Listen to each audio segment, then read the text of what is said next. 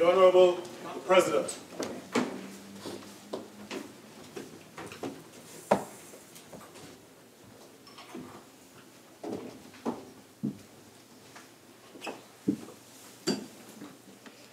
Let us pray. Almighty God, we willingly acknowledge you as the Supreme Being, most gracious and most merciful. Look down, we beseech you, on us who are members of this Senate, and deign to assist us in the duties that we have to perform on behalf of our beloved country of Trinidad and Tobago.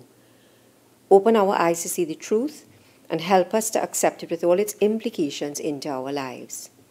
Direct us, O Lord, in our deliberations, so that setting aside private interests, unwholesome prejudices, and personal affections, we may treat all matters set before us with honesty, courage, and conviction. Through all we say and do in this Senate, may we give glory and honor to your holy name, inspire confidence in our fellow citizens, and make a positive contribution to the peace and prosperity of our nation. Amen.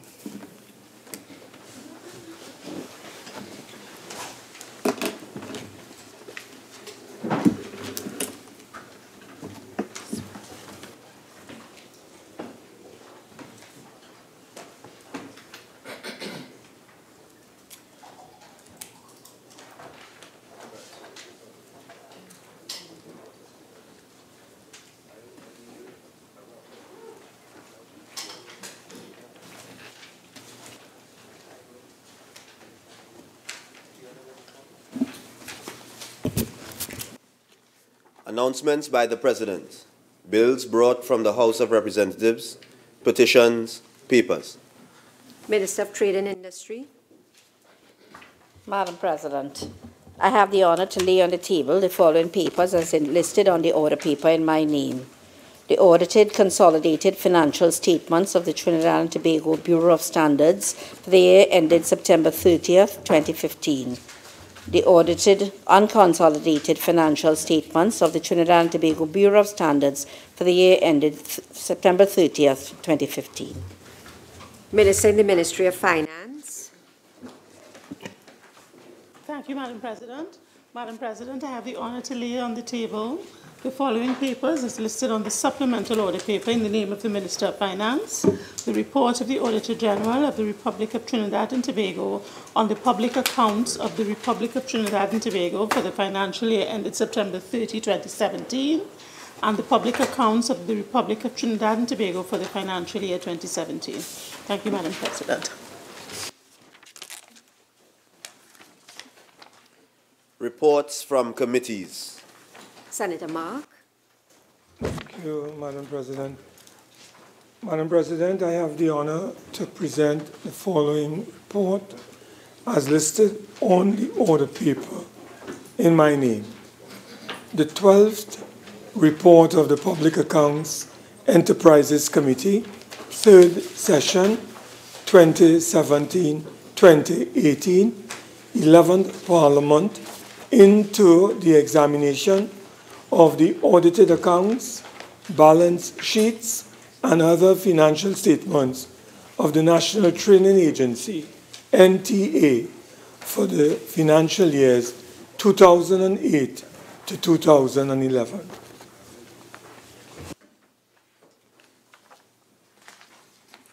Urgent questions.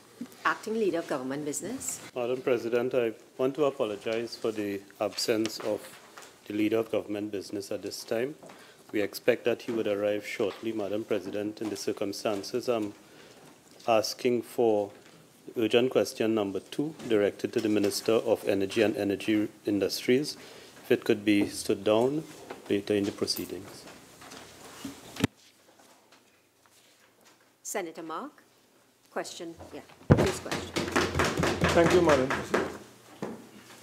To the Honourable Minister of Finance, in view of an audit of the National Insurance Board, whereby the sum of $3 million has been discovered missing, what action has been taken to recover the monies and to hold any person or persons involved to account?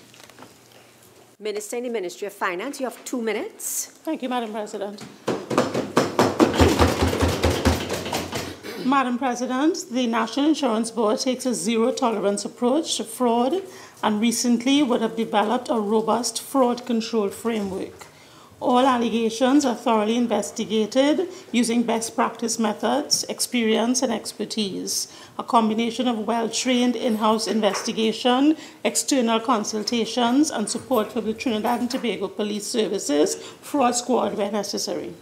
Regarding the allegations of maternity benefit fraud, this relates to fraudulent or invalid claims to maternity benefits.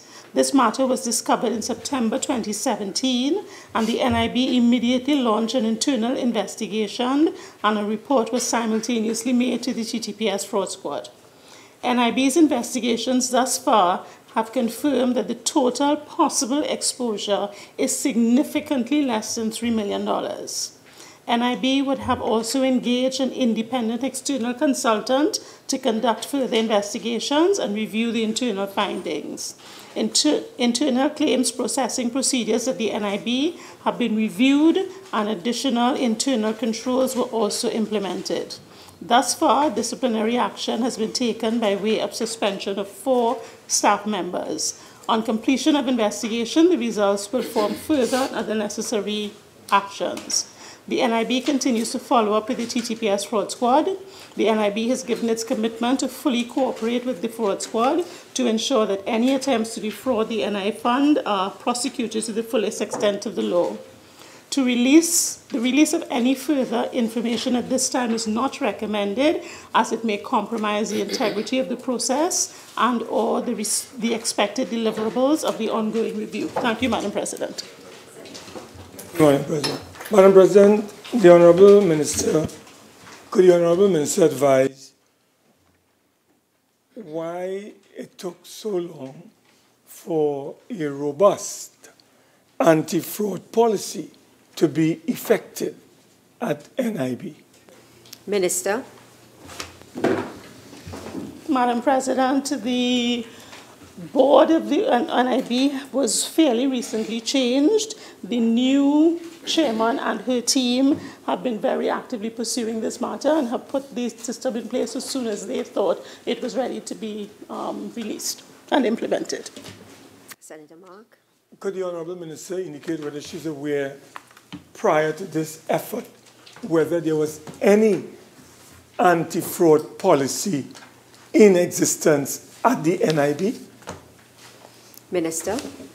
I'm unable to confirm that one way or the other, Madam President, but I would think that if there was, the current leadership was of the view that it was inadequate, which is why they would have implemented a new system.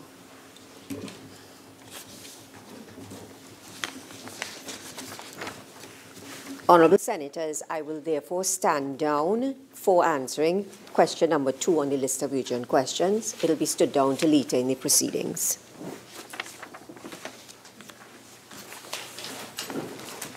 Questions on notice, questions for oral answer. Acting Leader of Government Business. Madam President, there are 4 questions on the order paper for response, oral response, and the government intends to answer all 4 questions. Senator Hussain. Thank you very much, Madam President. Question number 95 to the Minister of Trade and Industry. Minister of Trade and Industry. Thank you, Madam President. The Hyatt Regency Trinidad has made a profit every year for the last 5 years. The profits realized by Hyatt, based on audited accounts, are as follows. For the year 2013, $75.7 million, that is TT dollars. For the year 2014, 76 million TT dollars. For the year 2015, TT dollars, $66.3 million. For the year 2016, $51 million TT. For the year 2017, TT $60 million. All told, $329 million TT dollars. 2017, $60 million TT dollars. Thank you, Madam President. Could the Honourable Minister indicate to this House if that profit figure for those years is operating profit or bottom line, which will be net profit after tax? Minister. It is, to the best of my knowledge, net profit after tax. I can't see why we would quote net profit before all of the operating expenses. So I would confirm this is a net profit after tax. Senator Hussain. Thank you very much, Madam President. Having regard for the decline in the profits from the period 2013 to 2017, can the Minister indicate what is the reason for this? Minister. I'm not able at this time to give any concrete reasons as to why, but you should note as well that between 2016 to 2017, there has been at least a 20% increase in the profits. Senator Hussain. Madam President, to the Honourable Minister, can the Minister indicate whether or not any subventions were applied to the income of the Hyatt Regency Hotel? Any subventions were given by the government to Hyatt? Minister. No subventions were given by the government to the Hyatt. Senator Weaker. Thank you, Madam President. Could the Honourable Minister inform the Senate what dividends, because we have the profit figure, we understand the government being a shareholder, what dividends applied to the government for the respective years? No, I won't allow that question. Next supplementary question.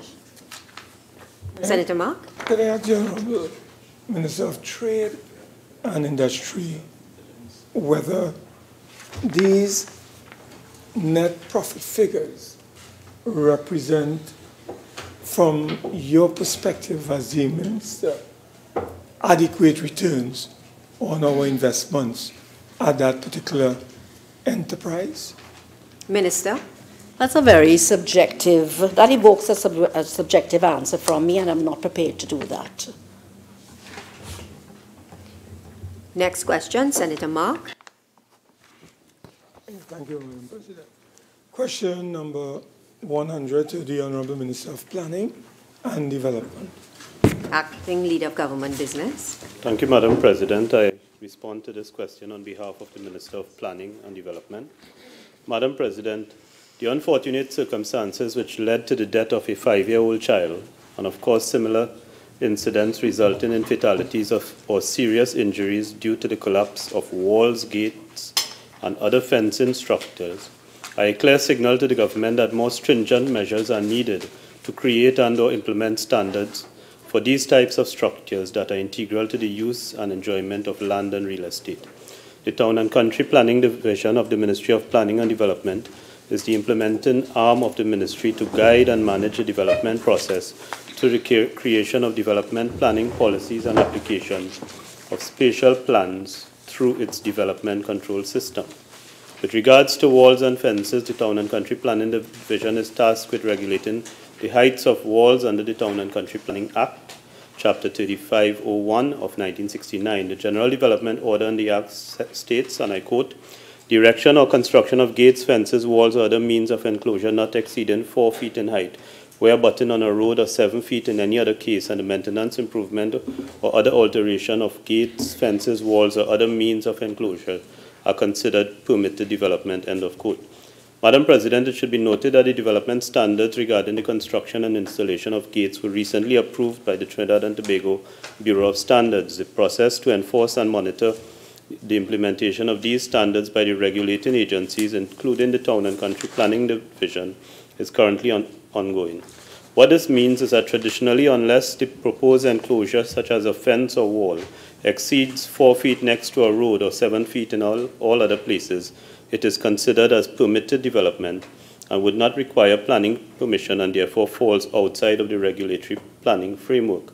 Madam President, there are other pieces of legislation that do identify enclosures as structures, such as the Municipal Corporations Act, Chapter 4850 of 1990.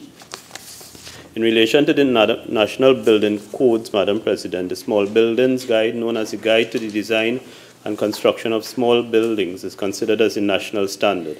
The Small Buildings Guide, prepared by the Trinidad and Tobago Bureau of Standards, was facilitated under a multi-sectoral Building Codes Committee and was declared a national standard in November 2006. These standards incorporated relevant elements of the Caribbean Union Uniform Building Code, as well as the International Building Code and the International Residential Code, produced by the US-based International Codes Council.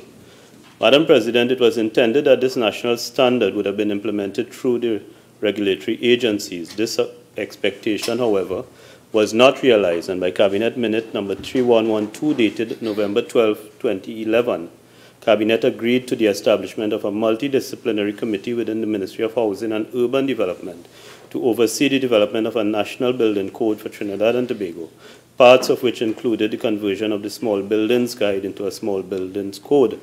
Madam President, due to various operational and administrative issues, the National Building Codes Committee was curtailed and subsequently discontinued in 2014 without fulfilling its mandate. In 2016, Madam President, the Ministry of Planning and Development restarted the process to develop modern, relevant national building codes for Trinidad and Tobago. I thank you. Senator Mark. Madam President, could the Honourable Minister indicate to us where are we with the development of these modern development building codes? Where are we? Minister. Madam President, as I indicated, a process was started in 2011 with the establishment of a multidisciplinary committee. Unfortunately, that was discontinued in 2014, and where we are in the period where the work has been restarted. As I said, in 2016, the Ministry of Planning and Development restarted the process, and work is ongoing to develop modern, relevant national building codes for Trinidad and Tobago. Can the Minister indicate when that process is expected to be completed, the development of these modern codes? Madam President, I'm not in a position to give a time frame, but I know that my colleague, the Minister of Planning and Development, has placed priority on this exercise, and I'm sure that the government will work towards having it completed as soon as possible. Madam President, I know that the Honourable Minister indicated that more stringent measures are needed in this country to deal with construction matters. Could the Minister indicate whether among those measures would be the one that he has identified that is being pursued by this committee under the chairmanship of the Ministry of Planning and Development? Madam Minister. President, as indicated, the more stringent measures relate to small buildings and things which would not have been traditionally dealt with, and these are gates and walls and fences, particularly in residential properties, and those are the areas that have been targeted by the current exercise. Thank you. Senator Ramkisoon. Thank you, Madam President. Can the Minister indicate if this is a local committee or is there expert advice being given to this committee? Minister. Madam President, this is a multidisciplinary committee which existed before and has been restarted, as I indicated, in 2016. And as with all these committees established by ministries and by cabinet, they have access to expert advice, whether the expert advice is local or outside of Trinidad and Tobago. Next question, Senator Mark. Question number 101 to the Honourable Minister of Trade and Industry.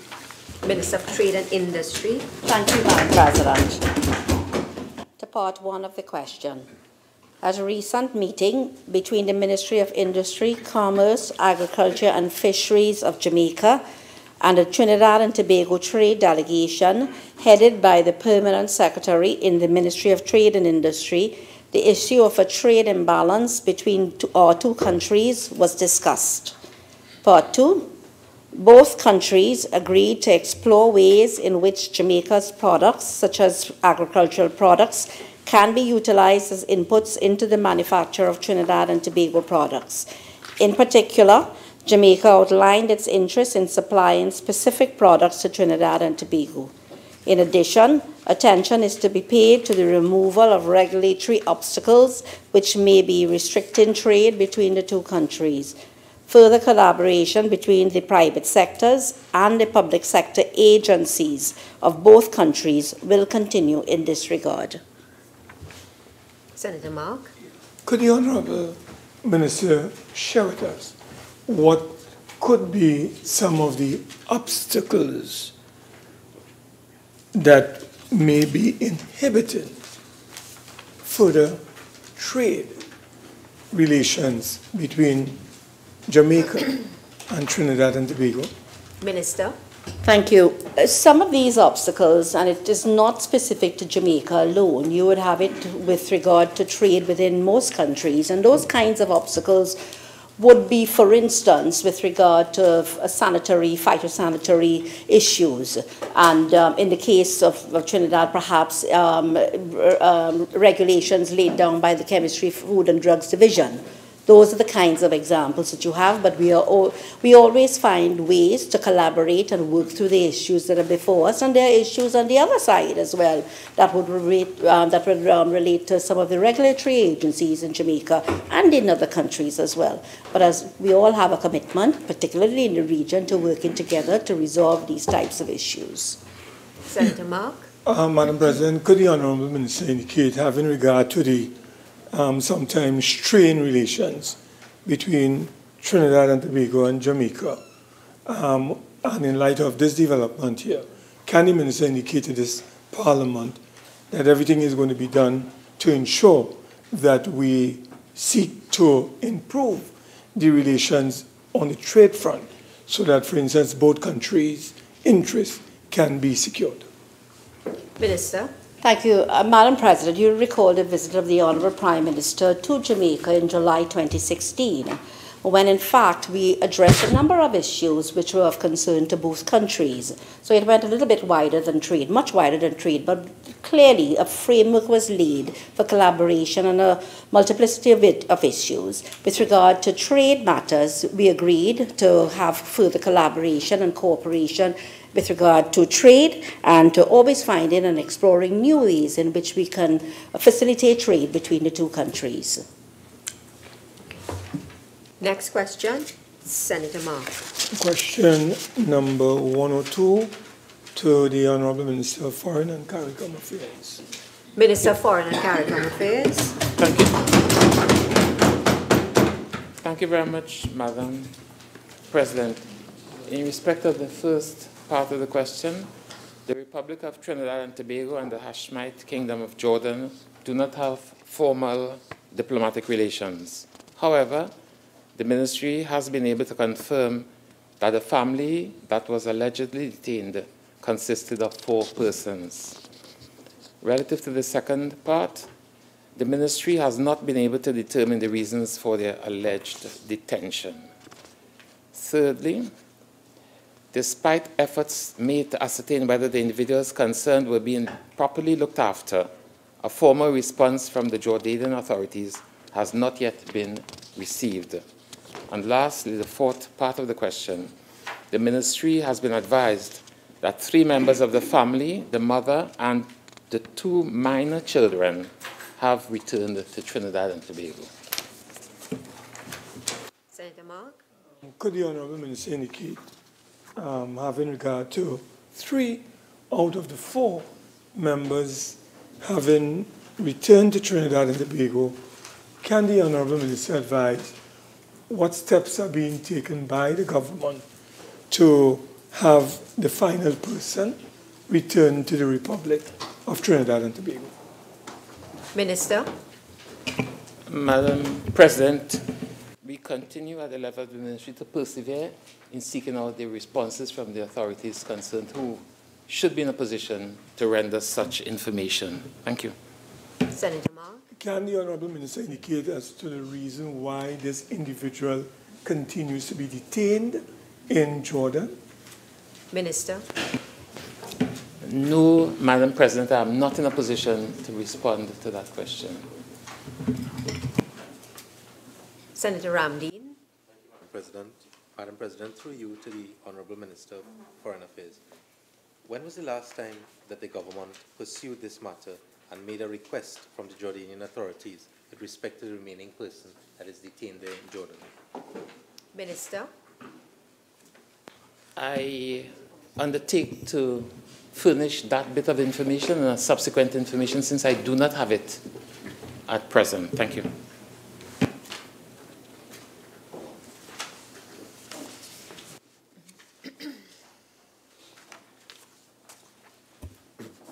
Public business. Before you go public business, Madam President, could you advise me as to where we are with our written questions that have been languishing for a long while on the order paper? Acting Leader of Government Business. Thank you, Madam President. Madam President, the government has not responded to question number 78 to the Prime Minister. Madam President, I'm requesting a deferral of the response to question number 118 to the Minister of Education. Madam President, in terms of question number 13, you would like to advise the Honourable Senate as to what is the current status of this question?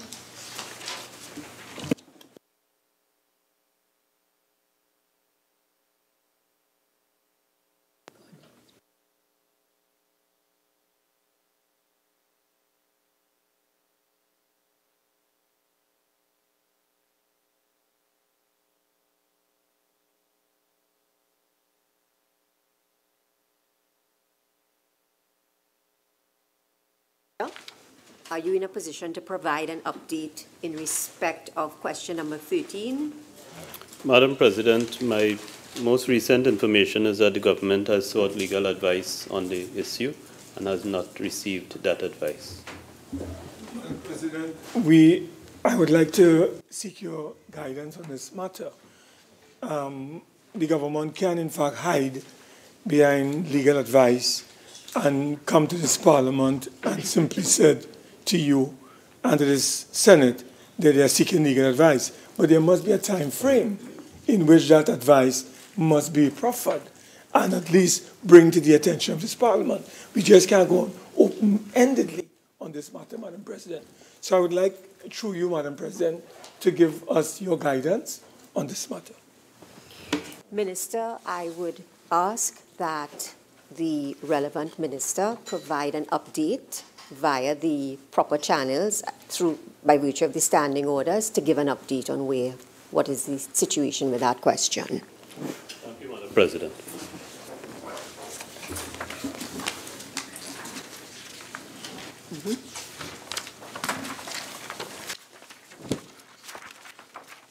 Public business, government business, bills, second reading. Honourable Senators, the debate on the second reading of the following bill, entitled An Act to Amend the Property Tax Act, Chapter 4604, which was in progress when the Senate adjourned on Thursday, April the 26th, 2018, will be resumed. Some 8 senators, including the mover of the motion, the Minister in the Ministry of Finance, have spoken on this matter thus far. Senator Obika, you have 28 minutes remaining of speaking time. Thank you, Madam President. I appreciate that some time has elapsed between the beginning of this debate to now. And in that time period, we've seen some ventilating of some of the issues. One issue in particular I would want to respond to would find me responding to the contribution of the Minister of Public Utilities, Madam President, where the Honourable Minister is recorded in the Newsday on the 27th of April, that will be Friday, in an article by Julian Neves with the headline, Lehunt, Property Tax, 0.6% of income. And the article continues, and I would read the first paragraph, with your permission, Madam President. Government Senator Robert Lehunt said citizens would pay about 0.6% of their disposable income in property tax, and he wanted to kill the talk that it was oppressive and people would lose their homes. And went on. So that's the first part of that. I need no reference to the article for my other critical response to the Honourable Minister's statement. Now, if we turn to any available source for the meaning of terms, we would be able to realize what the meaning of the word disposable, the term disposable income, should be. And in essence, disposable income should be, Madam President, the funds available to persons in a household after certain regular expenses which may be expected for them to eke out a living are taken away, such as taxes, obviously, because that is not available to the citizen in most cases if they are salaried, food, shelter, health, education, transport to go to work for key functions, transport for work, transport for schooling for children and persons of school age, and utilities. Because, Madam President, if the individuals do not pay their light bill, their water bill, their phone bill, for example, which has become an essential utility for security and safety of persons in any country, especially in Trinidad and Tobago, they would find that they will not be comfortable and will not be able to live respectably. So I want to submit that it is either the Honourable Minister erred egregiously when he stated that, that the property tax would only account for 0.6% of disposable income, whilst quoting the gross income of the family as being $8,400 and the property tax payment of $54 per month. So I want to correct that for the record, Madam President, that $54 per month can never be the 0.6% of the disposable income of a family where the joint income is $8,400. That is absolutely incorrect, and I am sure the Honourable Minister would not have meant to mislead this House and the people of Trinidad and Tobago. So I'm sure when he comes, he probably would offer an apology for that, or a correction for the newspaper for misquoting. But I was here and I heard it, and I felt I needed to correct that for the record. So if I were to afford Mr. Neves of the Newsday an accurate representation of what the property tax would mean for the disposable income of citizens of Trinidad and Tobago, I would now venture with an example, Madam President.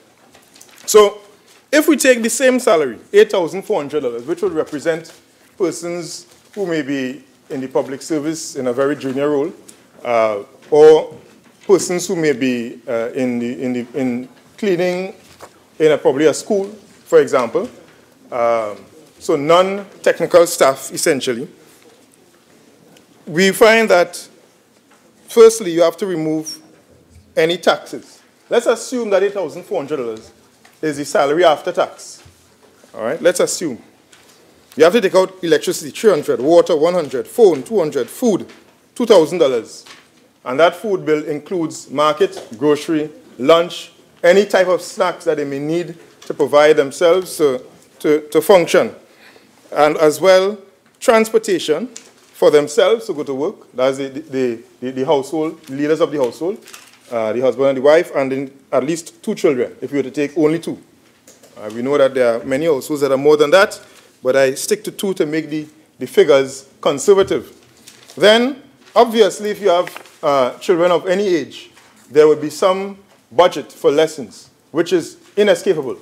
If we offer $800 for that, and then some minimum expectation for medical expenses unforeseen, around $500. So this is not a family with any critical illness or anything. This is a healthy family with absolutely no health problems, really, but just the run-of-the-mill usual expenses that would come. And there's nothing in here that caters to maintenance or anything like that. Entertainment, nothing like that, because that would come out from your disposable income. So that family would find that their disposable income would really be around $2,000, if so much. And I'm being very generous here, because you find that once you have more than 2 children, you really would have 0 disposable income. And in effect, you would have to hustle, as we say, to make ends meet. And therefore, that $54 per month that the Honourable Minister quoted would actually be an onerous charge on this family. But if they rarely have $2,000 in disposable income. That would represent roughly, based on the Honorable Minister's calculation, much more than at least 3% of their disposable income. However, the other flow that I want to address in the Minister's contribution, Madam President, has to do with the rental value of that property.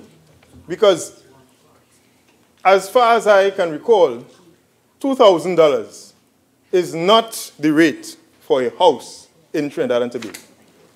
By and large, you would struggle to find any house that you can rent for $2,000, unless, of course, it's from your family or your close friends who really feel they owe you a favor in life.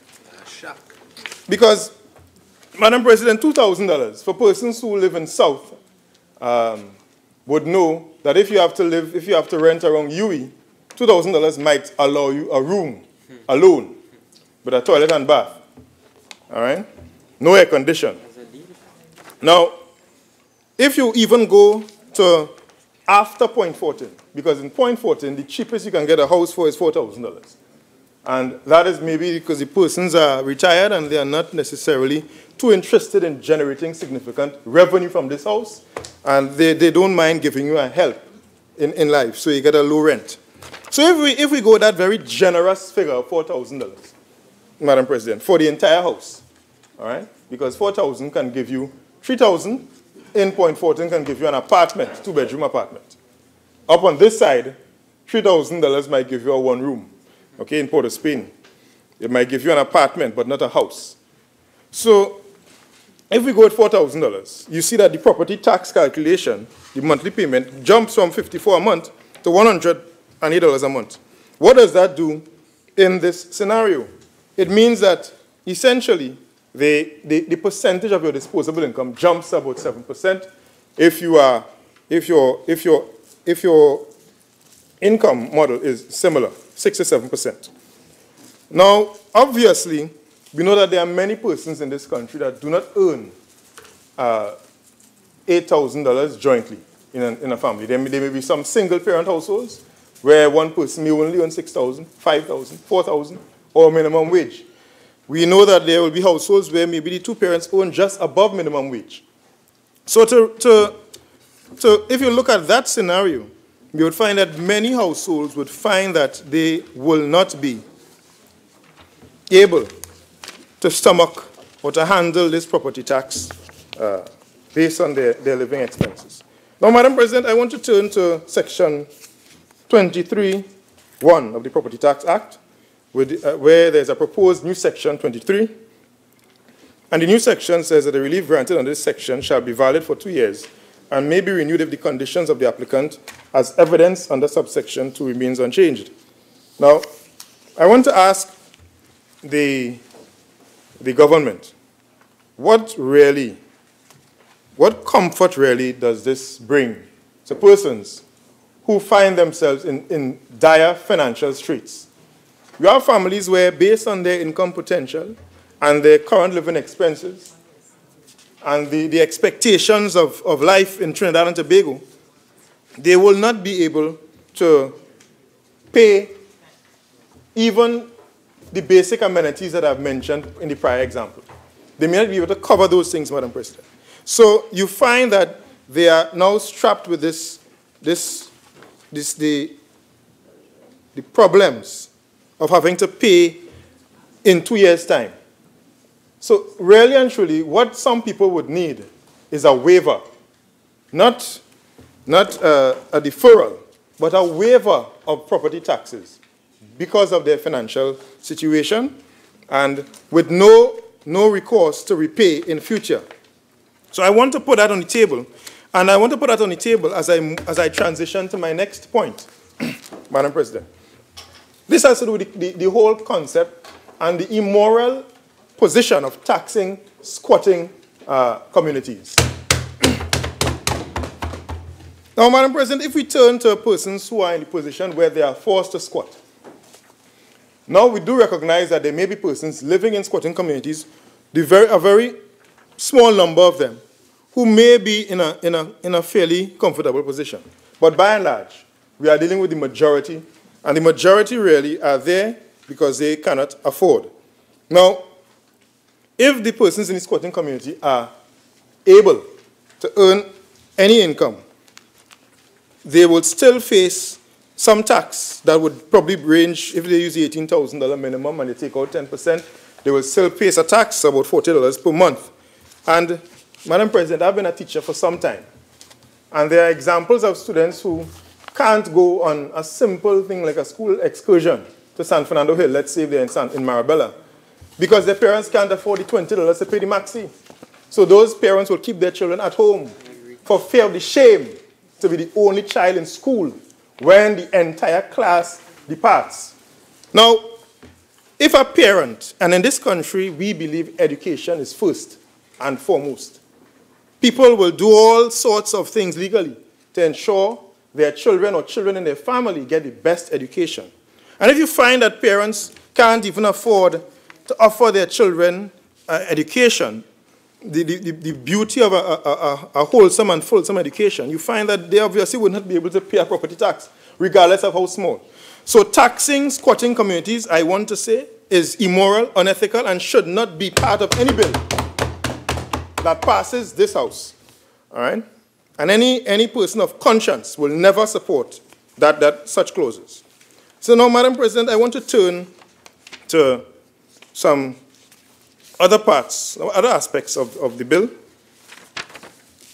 where really and truly we see that the people of Trinidad and Tobago are definitely not in support of it. Now, there are two sayings in this country, and I return to the beginning of my contribution. There are two sayings in this country, one of which is iron sharpens iron. And I only hope that this government is not trying to sharpen any irons against the people of Trinidad and Tobago. Really, we should be sharpening our irons in defense of the citizens. Now, let's look at the property tax and the budget allocations. Okay? Now, the sanctity of one's home or the property is so highly regarded that the expression, your home is your castle, is commonplace, not only in Trinidad and Tobago, but I would want to submit worldwide. Therefore, the government, by taxing the population on a piece of property or real estate that they have built up, is in essence dissuading persons from developing their castle, their home into the castle that they would want to. We submit that a reversion to the original regime of the land and building tax is what is more tenable to the citizens of this country, and is more in line with the place for property tax in the fiscal regime of any responsible government. Now, if you look at the taxation, the fiscal year 2008, the tax on property was $83.8 million, 0.17% of total tax revenue of $49.3 billion. In 2009, it was $71.4 million, 0.22% of $31.4 billion, which is total tax revenue. So even though total tax revenue declined, the taxes on property remained at a certain percentage, less than 0.25%. You understand? So that's 22 over 1,000. In 2010, with the change, you find that there was some issue with the property tax. However, if you look at an estimate in 2010, under the last PNM regime, they were expecting $325 million in property tax, which would have amounted to an increase only to 1%, 1.06%. So 1% really of the total tax revenue, even though tax revenue was expected to be as low as $30.7 billion in that year. Now, what does this mean? Even if, Madam President, the government collects all the revenue they desire, extract from the citizens from this property tax, it will not serve as any good fiscal measure. It will only serve to deter persons from investing in their homes, which will also serve to dissuade persons from entering in certain businesses to support such activity. It will serve to deter business people. And I want to segue directly into that after I make this point. In 2018, the estimated figure is $253 million. Okay? to be collected from property tax, which only stand at 0.82%, still less than 1%. And the difference between that and the land and building tax is only a mere $170 million. Now, is it that for this one extra $170 million, the government sees it fit to heap untold hardships on the people of Trinidad and Tobago? I say no, this must not be the case. Now, Madam President, let's look at some of the implications on business and timing of cash flow. Madam President, could I ask how much time I have again remaining? You have until 26 minutes past 2. I thank you very much. So, now, we all know businesses, for any sustainable business that sees itself as a going concern, payment and securing of insurance via premiums is an integral aspect of your accounting procedure and your business processes. Now, businessmen may seek to reduce the sums insured due to cash flow issues to accommodate property tax payments, because they would seek to balance their cash flow, Madam President, to ensure, but they will balance their cash flow at the risk of an increased exposure of their entire business. For example, if you have a value of $2 million, but insured at half of that rate, $1 million, that's a rate of 50%, a payout rate of 50%. So therefore, if there will be some fire, for example, you will only be able to obtain around $500,000. Different insurance companies have different calculations, but the principle is generally the same. In a sense, you get a fraction. The fraction that you get in terms of coverage is based on the fraction of your insured value over the total value. So the sum insured versus the value insured. Now, the company so if a company has a mortgage, let's say, and the outstanding balance is $800,000, and this insured value is tied into this mortgage as in lieu of bank repayment should a fire occur, the company will actually be out of pocket to the bankers for the difference, which will be about $300,000. What does that mean, Madam President? Business people will be leaving their businesses at risk. The risk of default regarding insurance, the risk of losing their entire investment because they may choose to underinsure simply because they can't afford the premiums, given their cash flow constraints, given the subdued business environment that we are facing. Now, who's to say even this amount in tax will be collected? Because we've seen the record of this benevolent Minister of Finance as he bestows taxes upon taxes on the population. We've seen his record, Madam President. We've seen where he has overestimated significantly. And I dealt with that in my response to the budget presentation, and I wait eagerly for the mid-year review. Because really and truly, if your record is to continuously overestimate your taxes, all right, how can we be even sure that the $253 million will be obtained? It was cut from $500 million in 2017, and now $503 million in 2017 estimated, and down to half, $253 million. Now, Madam President, another factor of this tax is the retroactive nature of it. The people of Trinidad and Tobago are tired. The taxation regime, the tax to recovery regime has failed. The government has steered the ship for 3 years into the rocky waters of taxation without resolution. There is no need to add this ogre, I'm choosing my words very carefully, this ridiculous clause for retroactive payments, Madam President. Now, what are we trying to achieve by doing this? You know, what are we trying to achieve? We've seen so many taxes. So I want to turn to the impact of this tax, given the overarching taxation policy of this Minister of Finance and this government.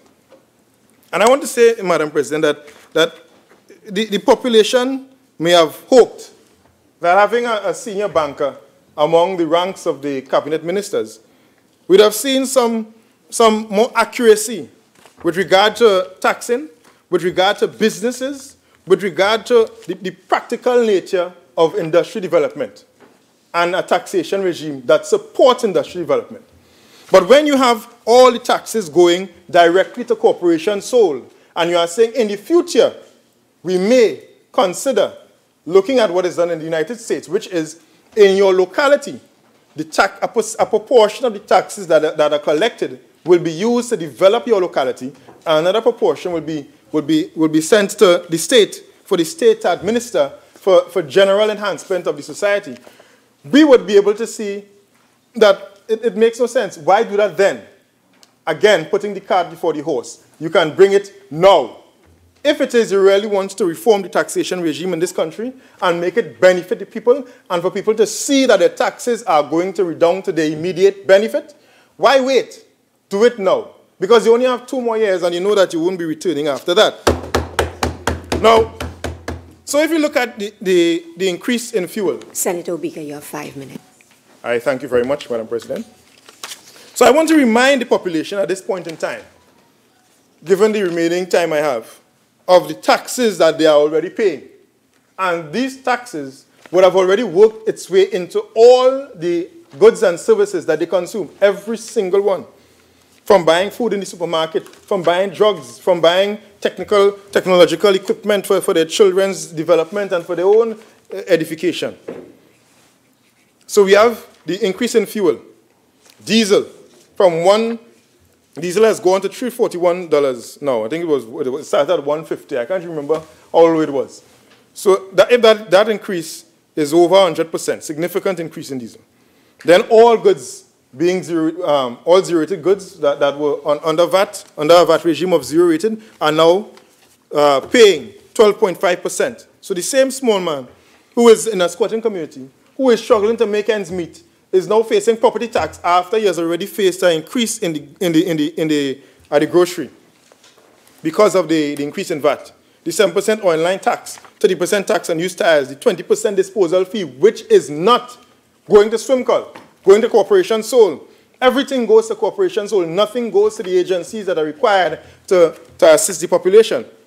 Now, Madam President, when we consider the current regime of taxes, we recognize that the government really and truly is at sea. April 29, 2017, an article by Shaliza Hassan Ali, titled "Former LSA Boss Plan to Tax Squatters, a Recipe for Disaster." The former CEO of the Land Settlement Agency, Dr. Alan Sami, fears that if government imposes property tax on squatters, it would legitimize their occupancy on state and private lands. But, however... Senator Obika, can you quote, is that a newspaper article? Yes, sorry, that's the Guardian newspaper. Yeah, that's the only part of the source I didn't quote. I apologize. Okay? So, Madam President, in 2011, Sami estimated that 300,000 squatters living on state and private lands. 50,000 squatting families. 300,000, Madam President. So, these are the people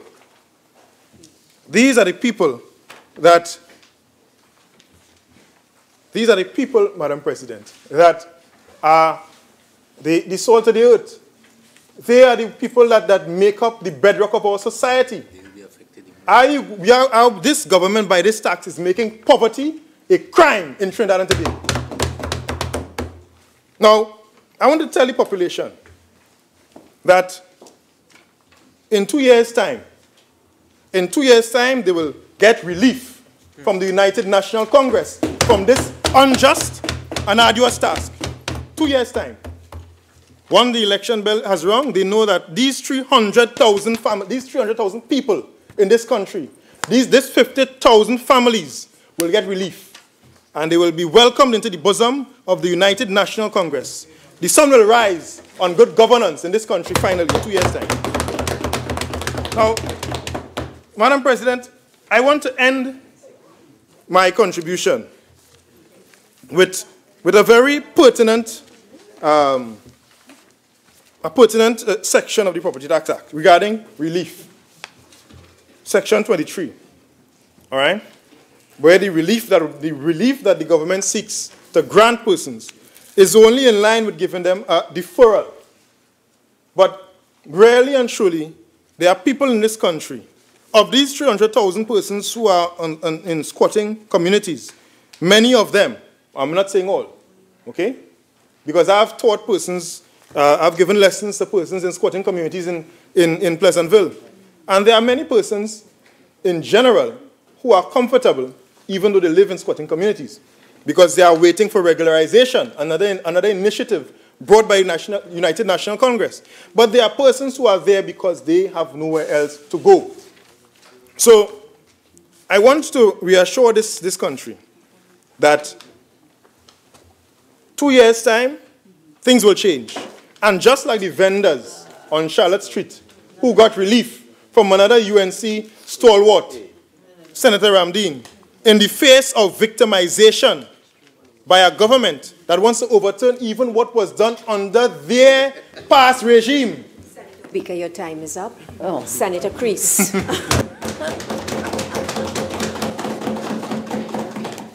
Thank you, Madam President.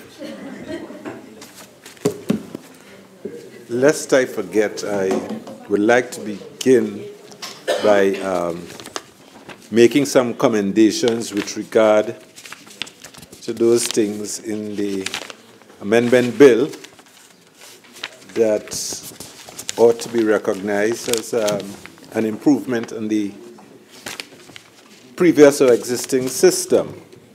And I'm thinking here of Clause 5, which reads, the Act is amended by renumbering Section 15 as Section 15.1 and inserting after Section 15.1 as renumbered the following new subsection. 2. The liability of tax of the owner of any chattel fixed or affixed to land does not create a legal entitlement to the land upon which the chattel is located, where the owner of the chattel is not the legal owner of the land. And I think it is important to note the inclusion of this clause because it anticipates, it responds positively to a long-standing issue in our society when it comes to the question of not too subtle attempts to deprive people of their property. I'm thinking in terms of the issue normally associated with squatting and land and the implications that has on the, legal owner as opposed to the occupier. So I think that this seeks to deal with that issue, and the drafters of this bill, should be commended to responding to what is an ongoing and long-standing social issue. So I'm giving Jack his jacket because there's a tendency of those of us on this side of the aisle to launch into tirades, against bills that come before us from the government without paying attention or giving due credit for efforts that are made to deal with ongoing social issues. And I remember way back in the 80s when I was an undergraduate student, there's a course, Caribbean Economic Problems, and there's another one, Caribbean Social Problems, Social Policy. And this issue of land ownership, and the question of land occupation and who's a squatter. And I think one of the Calypsonians dealt with that well in terms of who's a squatter. Right? But the Act seeks to recognize that there's a problem and, ensures that it doesn't compound the issue involved in that age-old question of how does the underclass come into property, and certainly recognize that there are some shortcuts some people take, and there are consequences for it for the rest of us who might have gone through expensive mortgage procedures to come into ownership of land. So I commend the drafters and the AG for, for inserting this clause. Other than that, I am afraid that I have quite a list of, should I say, negative comments. And the first, as a local government official of some 20 years, I have a concern that this amendment bill is part of a tendency to move to the center. I think one of the other senators, if not a minister, referred to the question of the center cannot hold. From a 19th century English poet. I think it might have been Yeats.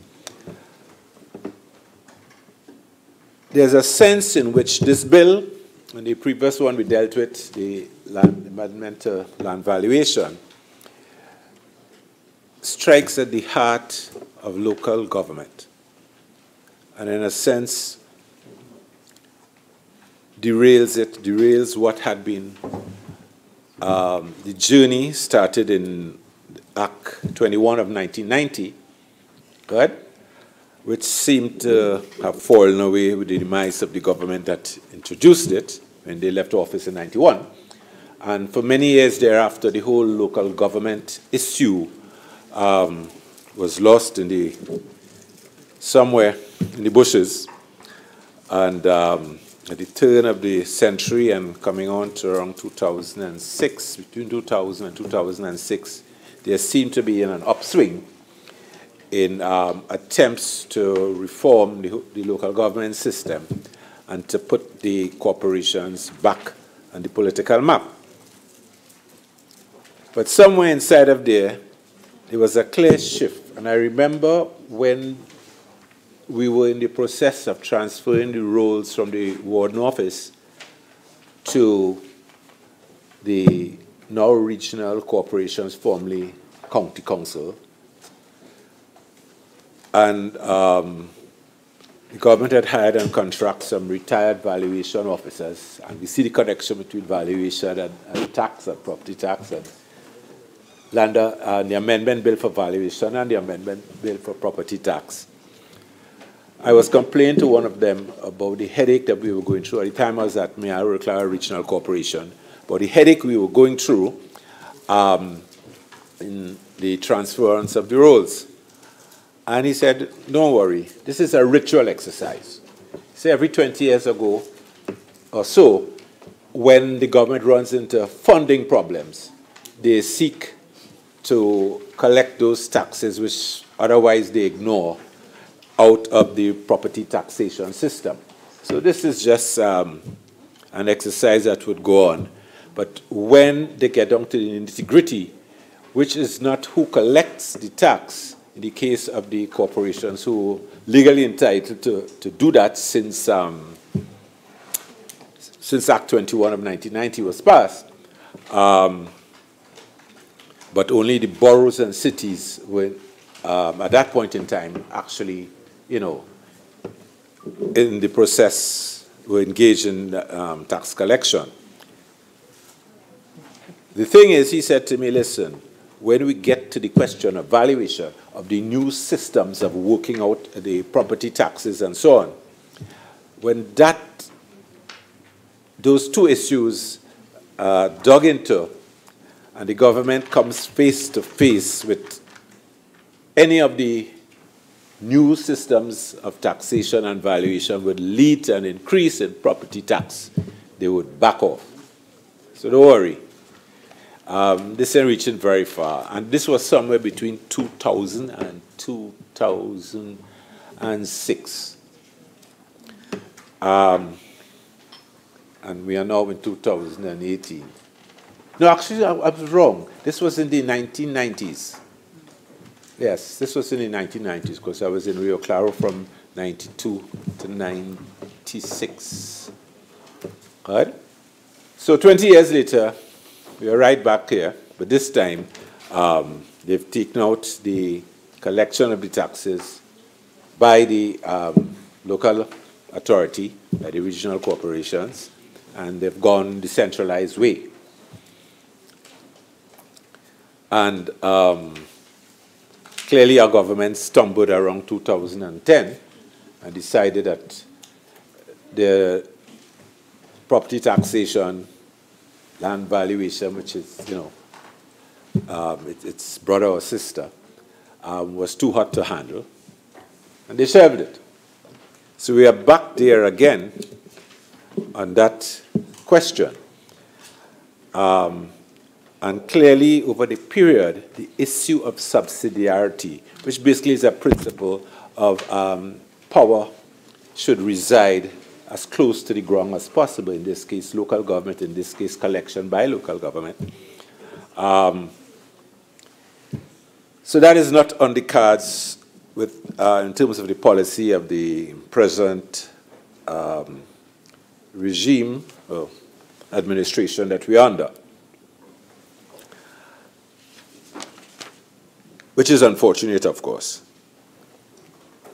The other aspect of this, really, that we need to pay attention to, apart from the issue, of the reversal from subsidiarity, locating power, locating tax collection as close to the ground as possible, is the question of parity. Because inside of this, inside of the move to centralization, is the question as to what is the basis for allocating funds to our corporation. Because if you take away their power to collect their taxes, to enforce the collection, not only that, to take action against property owners who are enjoying the services they provide, like scavenging, like road repair, like street lighting, all these local facilities, locally managed facilities, and they are devoid of the power to go after the people who are not contributing to the funding that has to be allocated for it. It brings you face to face with the question as to what is the basis for the allocation of funds to local authorities, municipal authorities. And when you look at the Tobago legislative arrangement, and we were recently debating, and we will continue to debate, what is the formula for making that allocation to Tobago? The question comes up, should there be parity in terms of the formula for the municipal entities? So that's something we need philosophically to get to the bottom of. And what I find with our present administration is that they are vague on the overarching principles that should guide the decision-making in these things so as to ensure parity.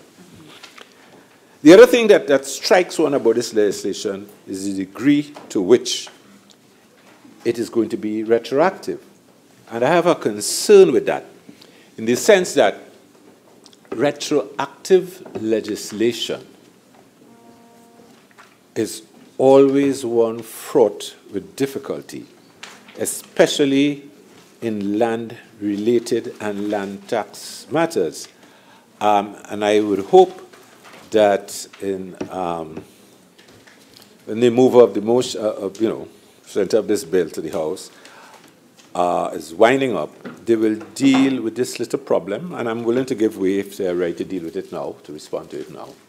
What happens to all those people who would have signed lease agreements, bought or sold property inside of the period we are going retroactive on?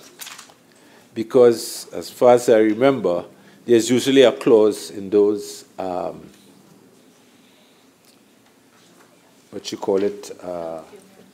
documents related to the transfer of lands, which refers to encumbrances, and that you're purchasing it free from encumbrances. And the standard encumbrances would be things like outstanding mortgage payments if the property was mortgaged, land tax, and WASA. what WASA rates of bills are outstanding. Because, especially with WASA legislation allows WASA to dispose of your property if you're in arrears, right? So that if you purchase land during that retroactive period that this thing is going to be effective on, who's liable?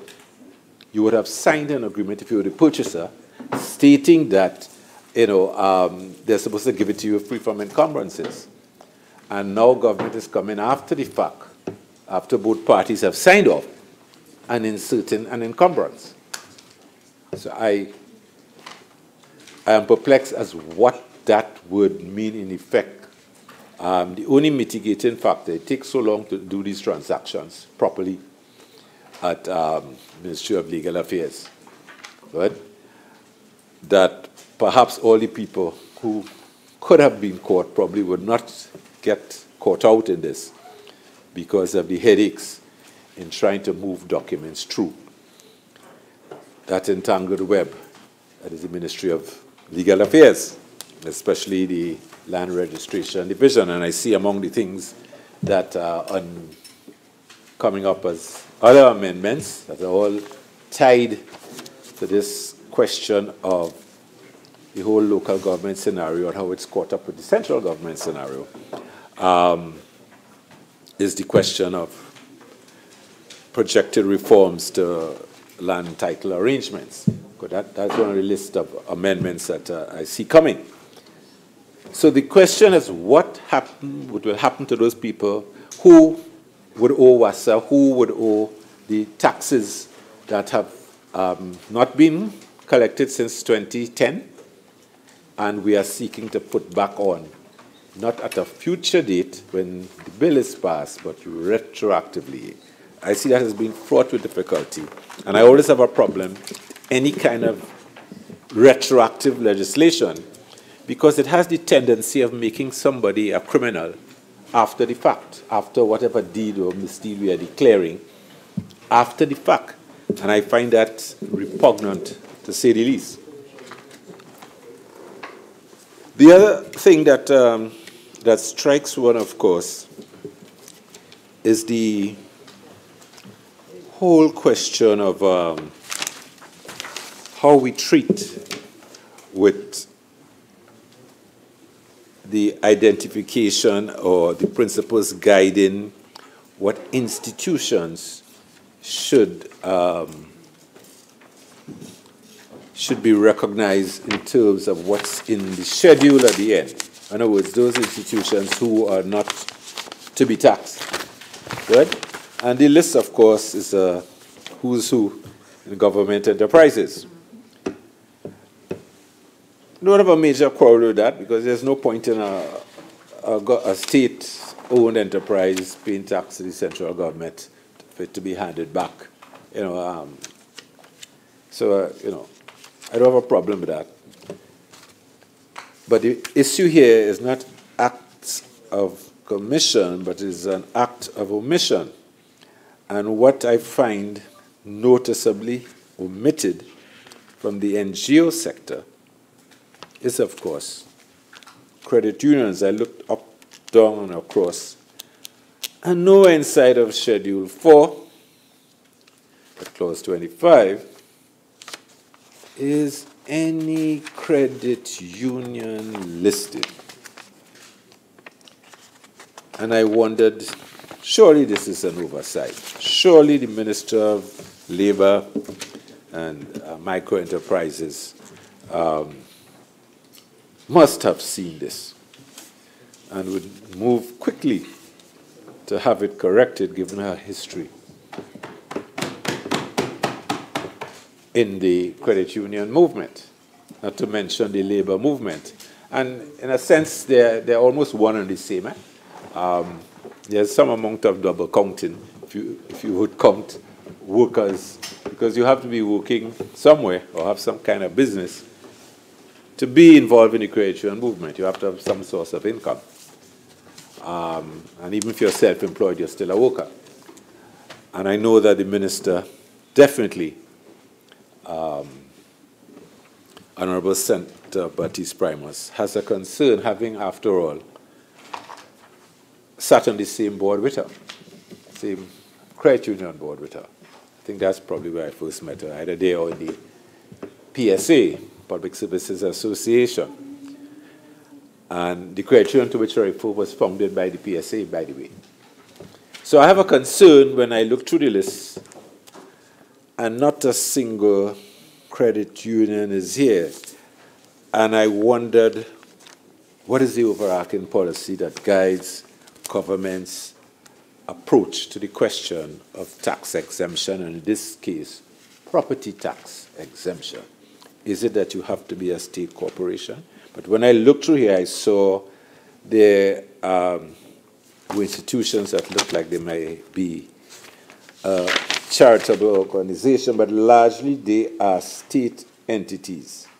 So I am making the case for a review of the schedule and the inclusion of credit unions. Because the funds that are in the credit unions would have already been taxed in the individual, in the citizen's capacity as an employee. And most of the credit unions are, in fact, employees, and they form a bond either in their sector or their workplace or in their community or region or in their religion, like in the case of the Hindu credit union or the Muslim credit unions. You know, so there's some common bond, but the fact is they are workers. And most of the times the contributions to the credit union, the repayment of loans, are done through their employer, from source. So I'm saying this to say that these people are all employees. And the Commissioner's office says that there are some 600,000 accounts. And there's some double counting in that. I think it's probably around a little over 400,000 actual citizens, because some people are in 1, 2, 3 credit unions even. So the real figure in terms of individuals as opposed to credit union accounts is around 400,000. So there are these 400,000 workers who have pooled their resources, and the property tax, they've acquired property so they could carry out this function, and in the course of servicing their common needs, they have employed people, and they are paying a property tax in the midst of all of that. And there's a sense in which I find that to be almost like double taxation. Right? So I'm bringing this to the attention of the government in the hope that they would rectify what is clearly an anomaly. I don't think it's the intention of the government, given its double taxation policies, to make some 400,000 workers pay tax twice, to put it bluntly.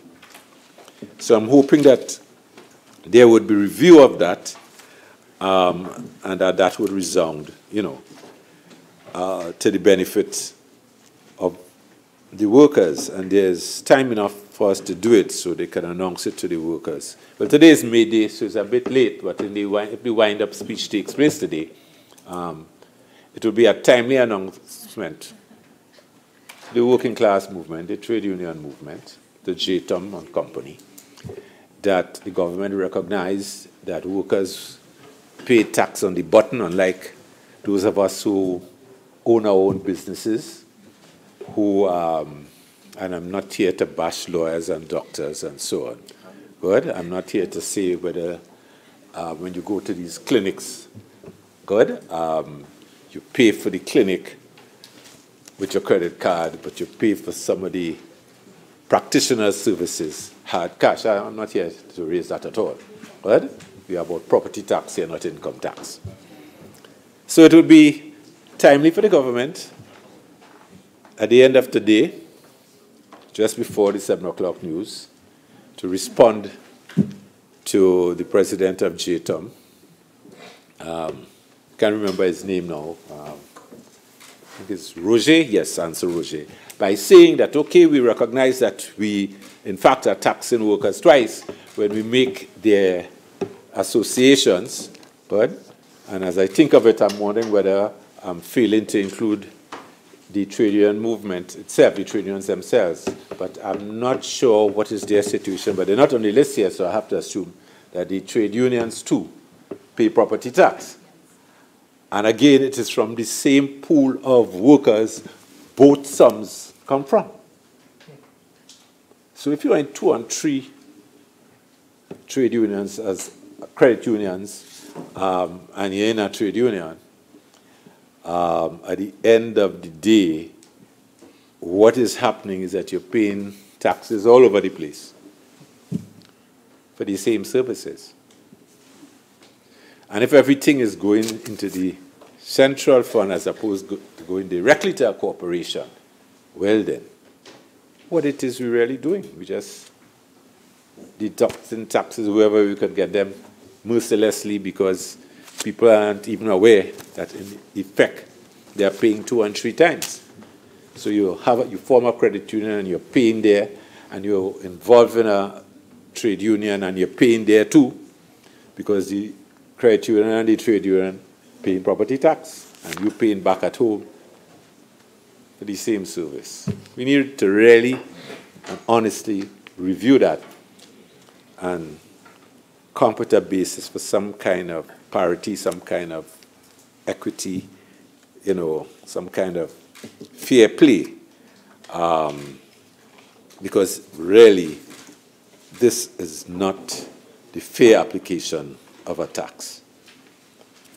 The other thing I think we should be mindful of, that I've read the base act and I've gone through the property tax amendment bill, and I know I'm going to be out on a limb here, so I'm going to prepare for what comes. Good.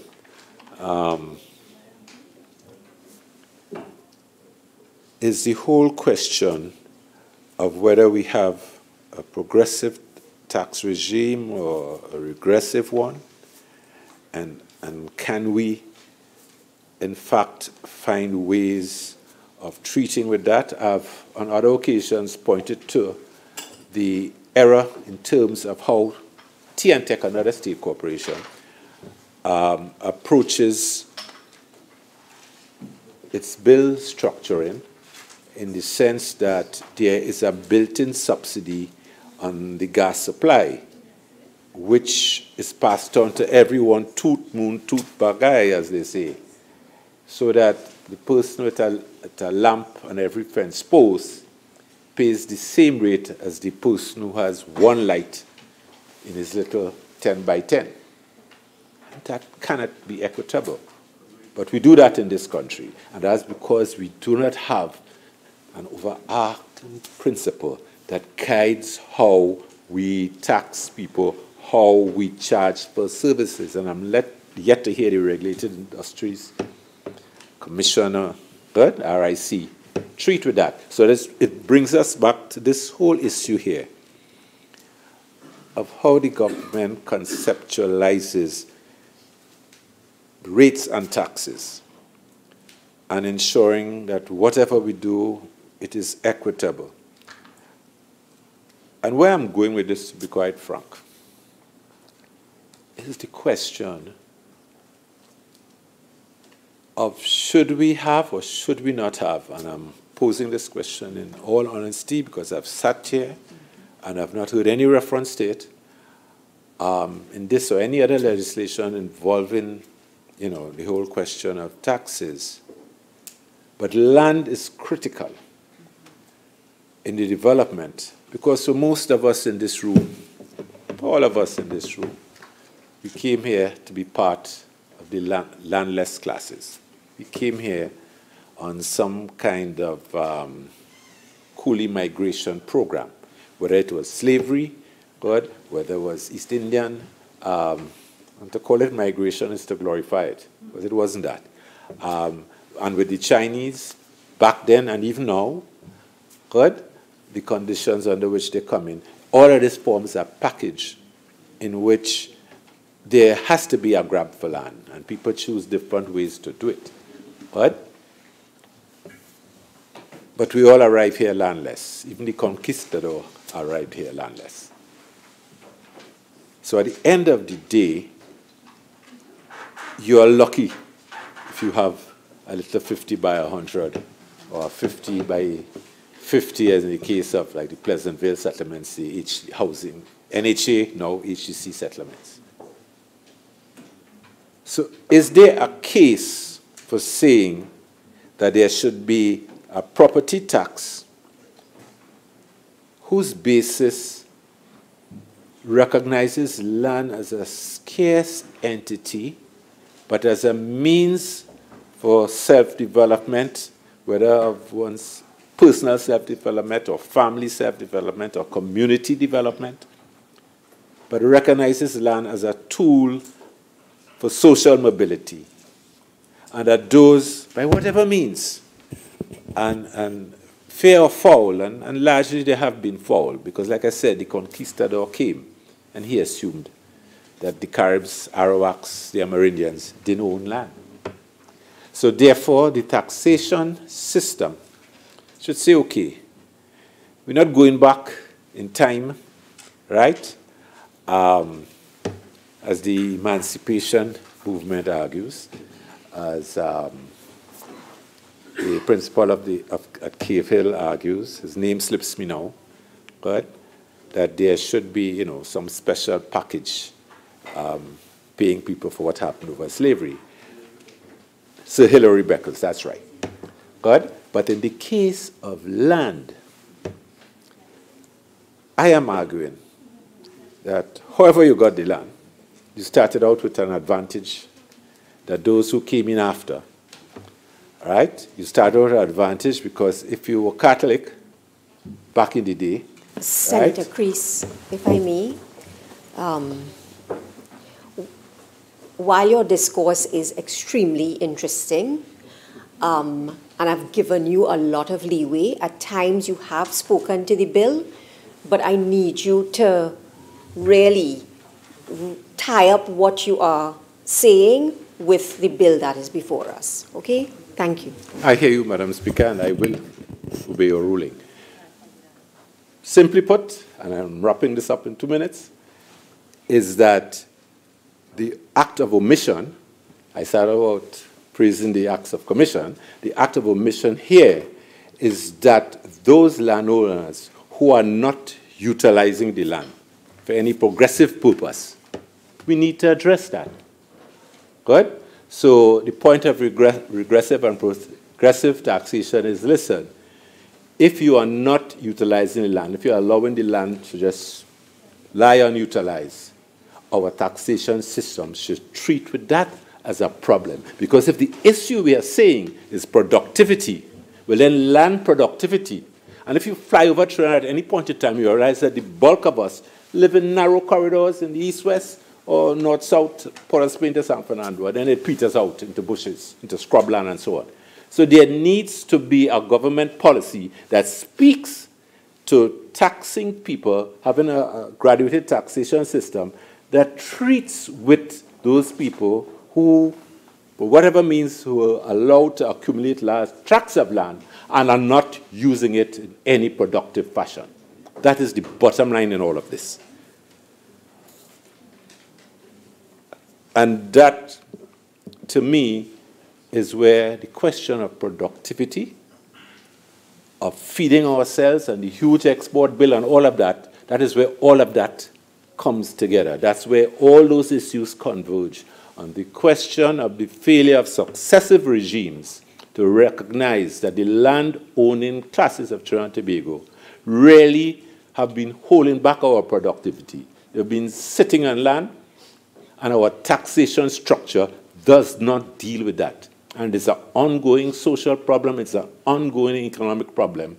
And the land tenancy situation and that grab for land thing that occurred under the last regime is as a consequence of the failure of successive regimes to institute a taxation system that treats with those people who hold large tracts of lands in the valleys of the north and in the plains of the south and the recent grab for the ex-Caroni lands, and are doing little or nothing with it, and are just skewing national development at the end of the day. And that is something, and until unless a government comes to power that treats that as an issue, basically, we're spinning top in mud.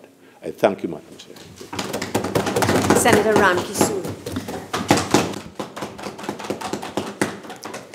Thank you, Madam President, and as always, I'm very grateful for this opportunity today to speak about the amendments to the Property Tax Act or bill before us.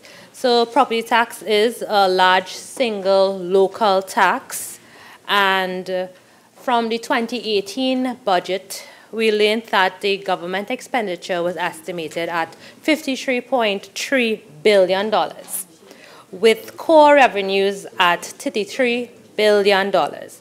With little or zero reduction in the government expenditure, we did learn of 8 measures of taxation to raise the balance, which would be $20.3 billion. So we are not surprised that property tax is before us. We may be surprised by there being no amendments to the rates of increase or the rates that was passed in the 2009 bill.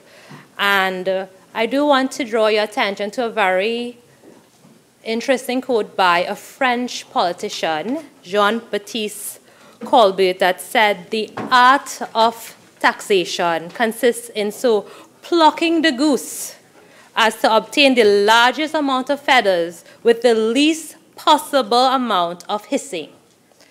And we want a good property tax. We want it to be stable. We want it to be efficient, but we also want it to be fair. And to say fair in our country is a bit difficult to understand, because when we have a corruption index of 41, where 100 is very clean, or where we should desire to be, we have not made it to the halfway mark.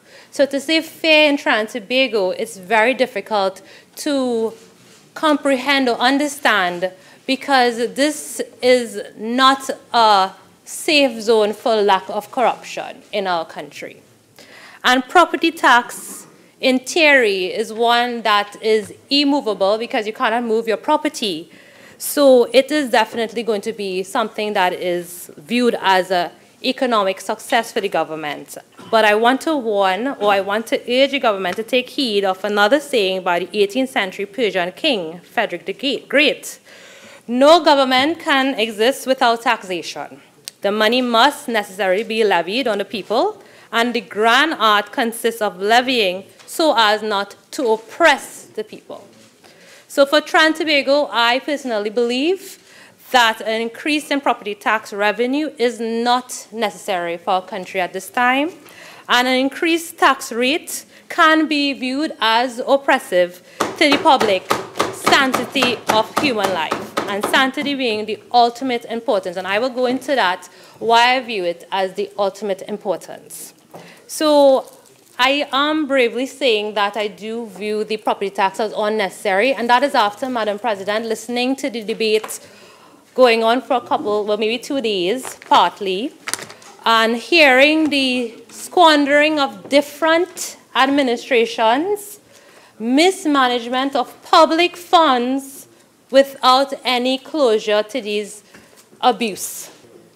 And that is why I'm saying it is not necessary. Not because we know the balance is 20.3 and it needs to be raised by these forms of taxation, but I believe there's other measures, and because we cannot get a handle on different administration abusing the public fund, I am not supportive of this amendments to the property tax and the enforcement of the 2009 property tax bill. And I will go into my reasons, Madam President. And I do want to just briefly suggest, or make a suggestion before I go into the clauses of the amendments that I think we can look at if we want to come with a certain amount of compromise. So, Madam President, when we look at the administration, and we know that it is very costly to run a working property tax administration, and it is difficult to raise or reform tax because while it might have the computer basis assists you, it can still be very subjective, and that's what you want to avoid. And it's not as simple as income tax or sales tax, but this tax can be a little bit more difficult to gauge because there's no direct relationship between tax liability and the ability to pay the tax, which leaves some taxpayers asset rich but cash poor. And that simply means that you may have inherited a property, you have that successful looking house, but you cannot pay the taxes for the home because you are just not holding an income that can allow you to pay such tax. So, Madam President, while citizens might accept taxes in principle or property tax in this case, because we see property tax in many different jurisdictions throughout the world, except for very few selected countries that do not have it, there's still widespread resentment to the enforcement, the proceedings, and sometimes even the threat to the sanctity of home by the view of property tax. So, Madam President, with the issues of the Property Tax Amendment Bill number 3 of 2018, it is difficult to see the benefits on a developing country such as ours. And Senator Singh did raise during the debate at the last time we sat when we spoke on property tax, he did go into great detail about the 1% of the agricultural tax or the rate of tax payable on agriculture, which is viewed as affordable. And he did go into explain the 10% depreciation on the land. And I just want to just add or maybe respond, or what's the correct word, query into that point that Senator Singh did raise. As our country is using the annual rental value, and this is similar to many countries such as Australia, the UK, which is for non-residential, India, Thailand. In theory, this tax should be equivalent to the tax on the market value. So because it is difficult to estimate a rental value on land, because there's little information on the annual rent of comparable properties, as well as it's difficult to gauge the distribution of expenses between a landlord and tenants, because it differs for different areas, because some landlords do hold a lot of the maintenance costs as opposed to some that don't pay anything. And then thirdly, it is difficult for assessors. We have to do not have access, to rental information, and they do have access to sales price. So that's why, from research, I've seen that annual rental value assessments have been more equivalent to the market value. And with that, I just want to raise my query.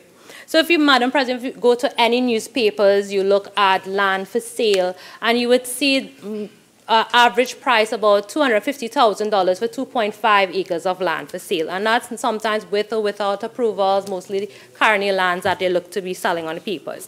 But nevertheless, let's look at that in maths terms. 1 acre of land is $100,000. And presently, in the approved land and building taxes, which is in force right now, we're paying up to $10 per acre. So 0 to 10 acres of land, you pay $10 annually per acre. So for $100,000 market value, 1 acre land, you will be paying a tax of $10. But so now we look at the 10% that Senator Singh did explain at the last debate, and 10% of $100,000 is $90,000, which gives you 1% of that is $900 per year. So $900 would seem affordable for a farmer on just 1 acre, but no farmer really owns just 1 acre of land. But present day, we are charging this farmer $10. But now we want to ramp it up to $900 per year. That is 9,000% increase. And why? $900 may seem affordable, but I can't understand why from $10 we have to go to $900. And that's why I'm not seeing Senator, a level. would you give way? Sure. Thank you, Honorable Senator, for giving way. At the last occasion, I referred to 1 acre on the annual rental value using the numbers that we have from the Ministry of Agriculture, Land and Fisheries leases, which is approximately $400 per acre. So when you look at the 1% of $400 per acre, you come down to $4 per acre. And when you add the 10% from that, you actually come down to something less than $4 per acre. So that is the actual calculation that we want to use.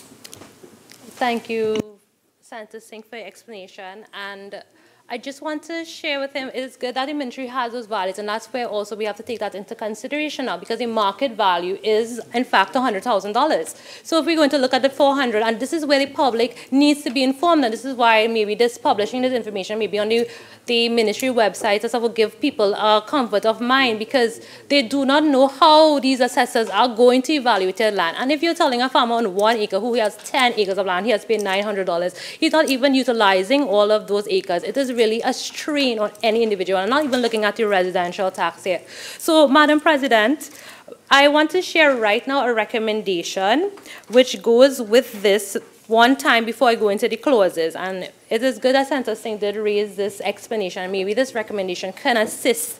If you look at Singapore's property tax, they actually define annual value in relation to a house or a building or a land or a tenement, means the gross amount at which same can be reasonably be expected to be let from year to year, the landlord paying the expenses of repair, insurance, maintenance, or upkeep, and all other taxes, as opposed to our definition that does not take into consideration expenses, repairs, insurance, even utility bills or anything like that. So when we are looking to do the assessments, it doesn't have anything in the bill that gives you that comfort that these things will be considered when they are being evaluated. Okay, Madam President, let's look at Clause 18C of the amendment, which is Section 34(3) of the Act. And this deals with when you do not meet your deadline payment of the tax, which is the 16th of March of every year, and you would be charged a 10% amount on that. And then 6 months after, you will be charged 15% per annum on the amount of tax. Now, so 10% initially, 6 months after, you will be charged a further 15% per year. But if the owner deserves a refund from the ministry or the board, we go to Clause 9B, which deals with Section 20 of the Act, and it says that any amount of refund under subsection 1A that remains outstanding for more than a period of 6 months after the date by which it had become due shall bear interest at the rate of 6% per annum from the day after expiration of the period. Now, that is very unfair, Madam President. I understand the minister at the last occasion when she was explaining the valuation did speak on that there's a mass amount that the ministry has to deal with and they need a longer time. But no problem. If you're saying you're going to charge the owner 15% per annum after 6 months, then so be it. The state should also be charged 15% per annum after the 6 months. And if they find 15% is too high to pay, then so should the owner find it too high to pay, and it should be 6% for the owner to pay after the 6 months. So it should have the same formula. So I have high objection that the owner has to pay double the amount that the state has to pay if they have to go through the same amount of waiting period. It's the same value of money. It should not be different for who holds it. Let's look at another clause, Madam President, which is Clause 10C, which deals with Section 21(3) of the Act, and that deals with the receipt of an objection. Under the section, it may be by notice of writing, require the owner of land to furnish within a specific time such particulars as it may require for the purpose of dealing with the objection. And now we have laid that persons may not have a sense of the value of their property because there's no public record. We are not aware what the ministry have evaluated properties at, and so they may have levels or different amounts of objections being received. So now, for filling out an extensive schedule and a list and a letter that needs to go to the ministry. And if you're not completing a form, honestly, you will be fined. Now, after all of that, why is it that we want to put this additional work or onus on the owner now to further furnish the board with information? When they have information already, you have received an objection, okay, fine, but why the owner now have this responsibility before they could review your matter that you have to furnish additional information? If we look at our laws of Trinidad and Tobago, since 1948, we have district revenue officers preparing assessment rolls every 15 years. So we have one for 1963, 1978, 1993, 2008. So the ministry should have all of this on file. And if they are going to compare this data to give you a reason for your rate, then why is it that the owners have to go back on the owner now to furnish more information before you can be heard? And I disagree with that. Let the ministry have that information already, and let the board make their decision, and the owner can review it at the same time. And that will also go into clause 15.2 of the amendment, which speaks about the tax appeal board. And after learning that the tax appeal board deals with all the taxes in Trinidad and Tobago and has such a burden already, I would have thought that the valuation tribunal would also look at matters with dealing with property tax, and mainly because when we were debating the valuation debate and we did ask questions, they always referred to the upcoming property tax, which is before us today. And they said it was very much superficial to consider the two separately. And I find it's difficult now to understand why you would have two different boards dealing with something that can be interlinked or intertwined. So, Madam President, I would like that to be considered or maybe responded to if I have made myself clear enough on to why we are going with a tax appeal board when we establish something to deal with evaluations and matters which deals with that. Madam President, I would like to state that there are some areas that I believe that would be very difficult to look at in terms of clause 18A, section 34.1, which deals with any amount of tax not paid or any part remains unpaid on or before the period of 15th of March, the board will send you this in notice of writing, which is really great, and the subsection after goes into it by registered post. But I can't understand why you have to wait till the 16th of March to mail a notice to any individual or any owner to say that your taxes are due, because that will give them automatically go into having them pay a 10% increase, as I had listed the clause earlier. So why is that we would do that? Because, Madam President, I'm a member of many institutions internationally. I'm part of the National Association of Corrosion Engineers, American Petroleum Institute, and many different certifications, and all of them send an email simply 3 months before to inform me that my fees are due. And after 1 month has passed, they will send another one to give you a reminder and say that please allow 6 weeks of processing time. So why is it we cannot adopt this same principle? 3 months before, you either mail it for those who do not have email access, because normally these institutes normally ask you which way you would prefer to receive your reminder, via email or via mailing. And we have registered posts in this bill before us. So we need to be a little bit adaptive to the technology that is there with us to assist in what we do. And one method is definitely giving the owner insufficient amount of time by way of notice, which is given in clause 18A and clause 18B, that they should be mailed at least 3 months before. And I would like to mention before forfeiture, clause 22A, which deals with subsection 38(1) of the Act, that says that the distress taken under section 37 may, at the cost of the owner, therefore be kept for 4 days, at the end of which time if the amount due in respect of such tax, together with the increase of 10% or the interest of 15%, as provided by Section 34, which is what I quoted earlier, and the costs and charges of and incidental to the distress are not paid, the same will be sold. So there is provisions in this bill, an amendment, where persons who cannot pay their taxes, they can have their assets sold to amount to that. So it is not strictly a deferral they will get, but there are provisions where the state can seize assets to make sure that they do make their payments. And as we all said many times, this is not a new tax since 1920. So Clause 9, Section 20 of the Act, underpayment and overpayment of tax liability.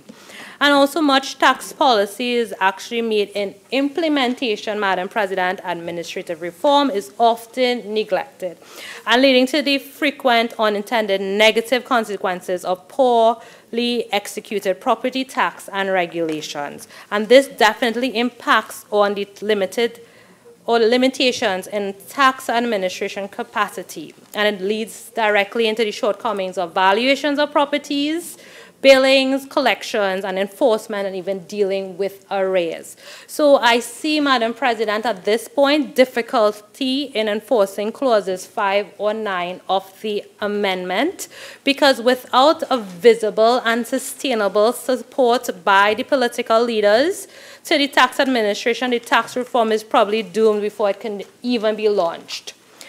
We can even look at internally what we see before us in joint select committees of Parliament, where we always hear administration of public sector or public state enterprises say the limitations they have in resources or support, and it leads to so much funds wasted.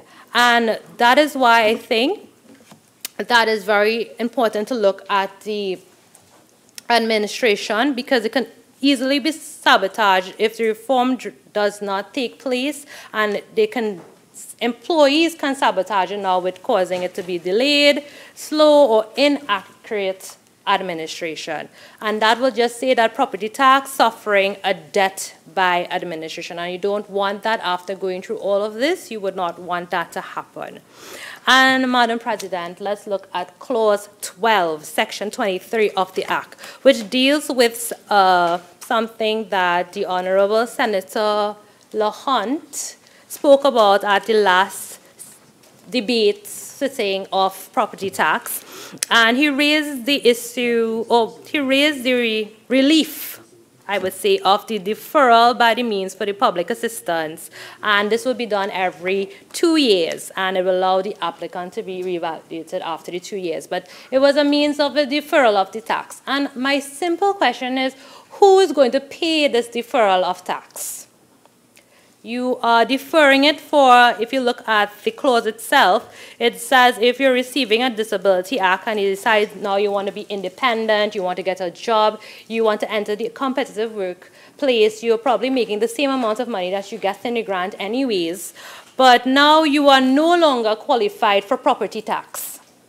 So you're not allowed to pay, you are not qualified to be exempted from property tax because now you're working and you're not receiving the disability grant. So now you have to no longer get deferred, so now you have to pay this.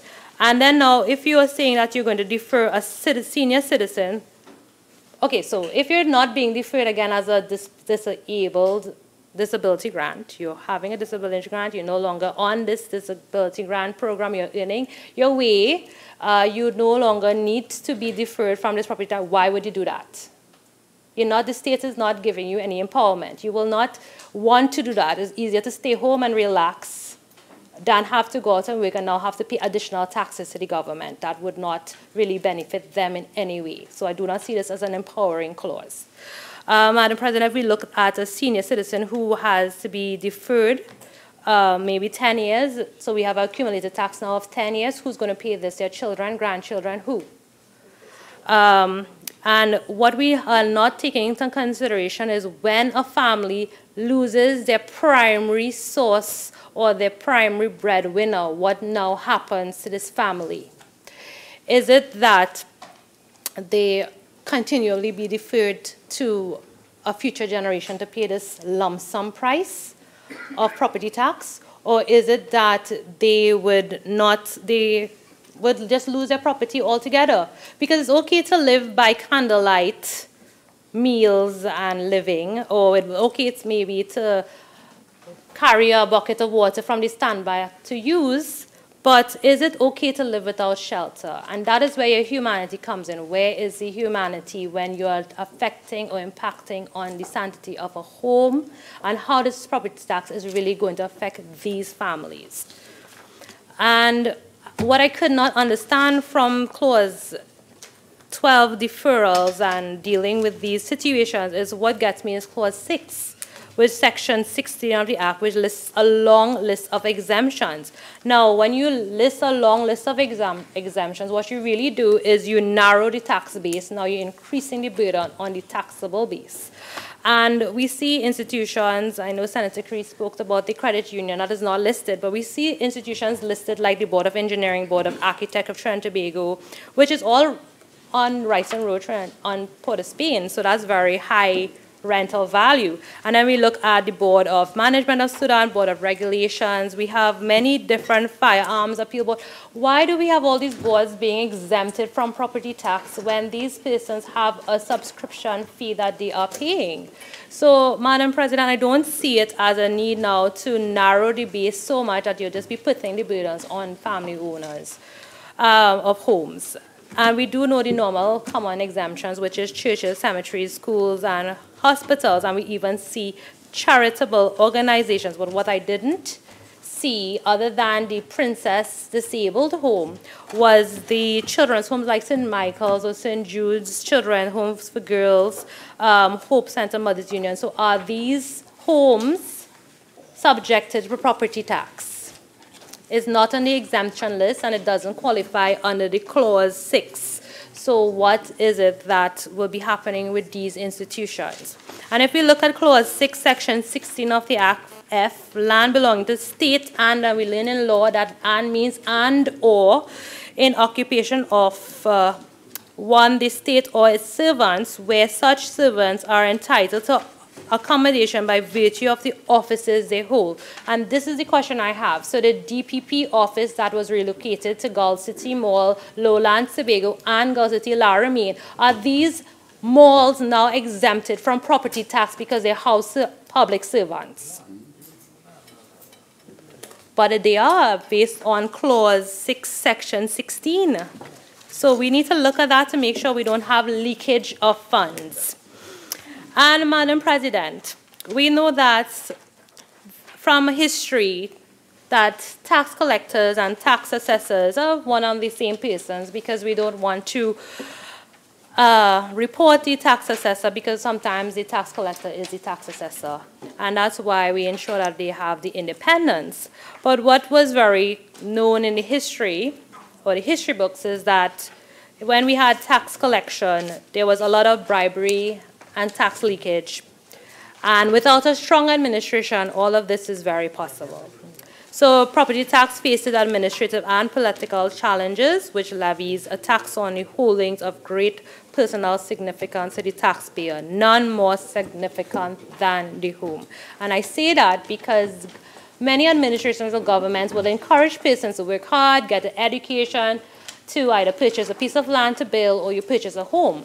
And now we are looking at, because we would encourage you to own a home as opposed to be a renter, but now we're encouraging homeowners to be the biggest renters because now they are renters of the state.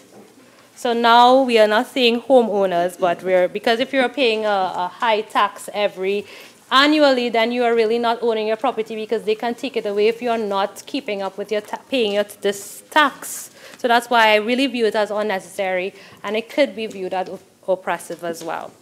And Madam President, as I said before, if you're not keeping up with your taxes, Section 44 would come into play, which is of the Act which can result in forfeiture and even a claim where the president can increase the value of your land and put a higher price for your land to be sold so it could go into the consolidated fund. And how humane is that? And a house is not a one-time payment. Sometimes to qualify a mortgage, you have to go into a mortgage loan of 30 years, regardless of if you're going to have a job for 30 years or not.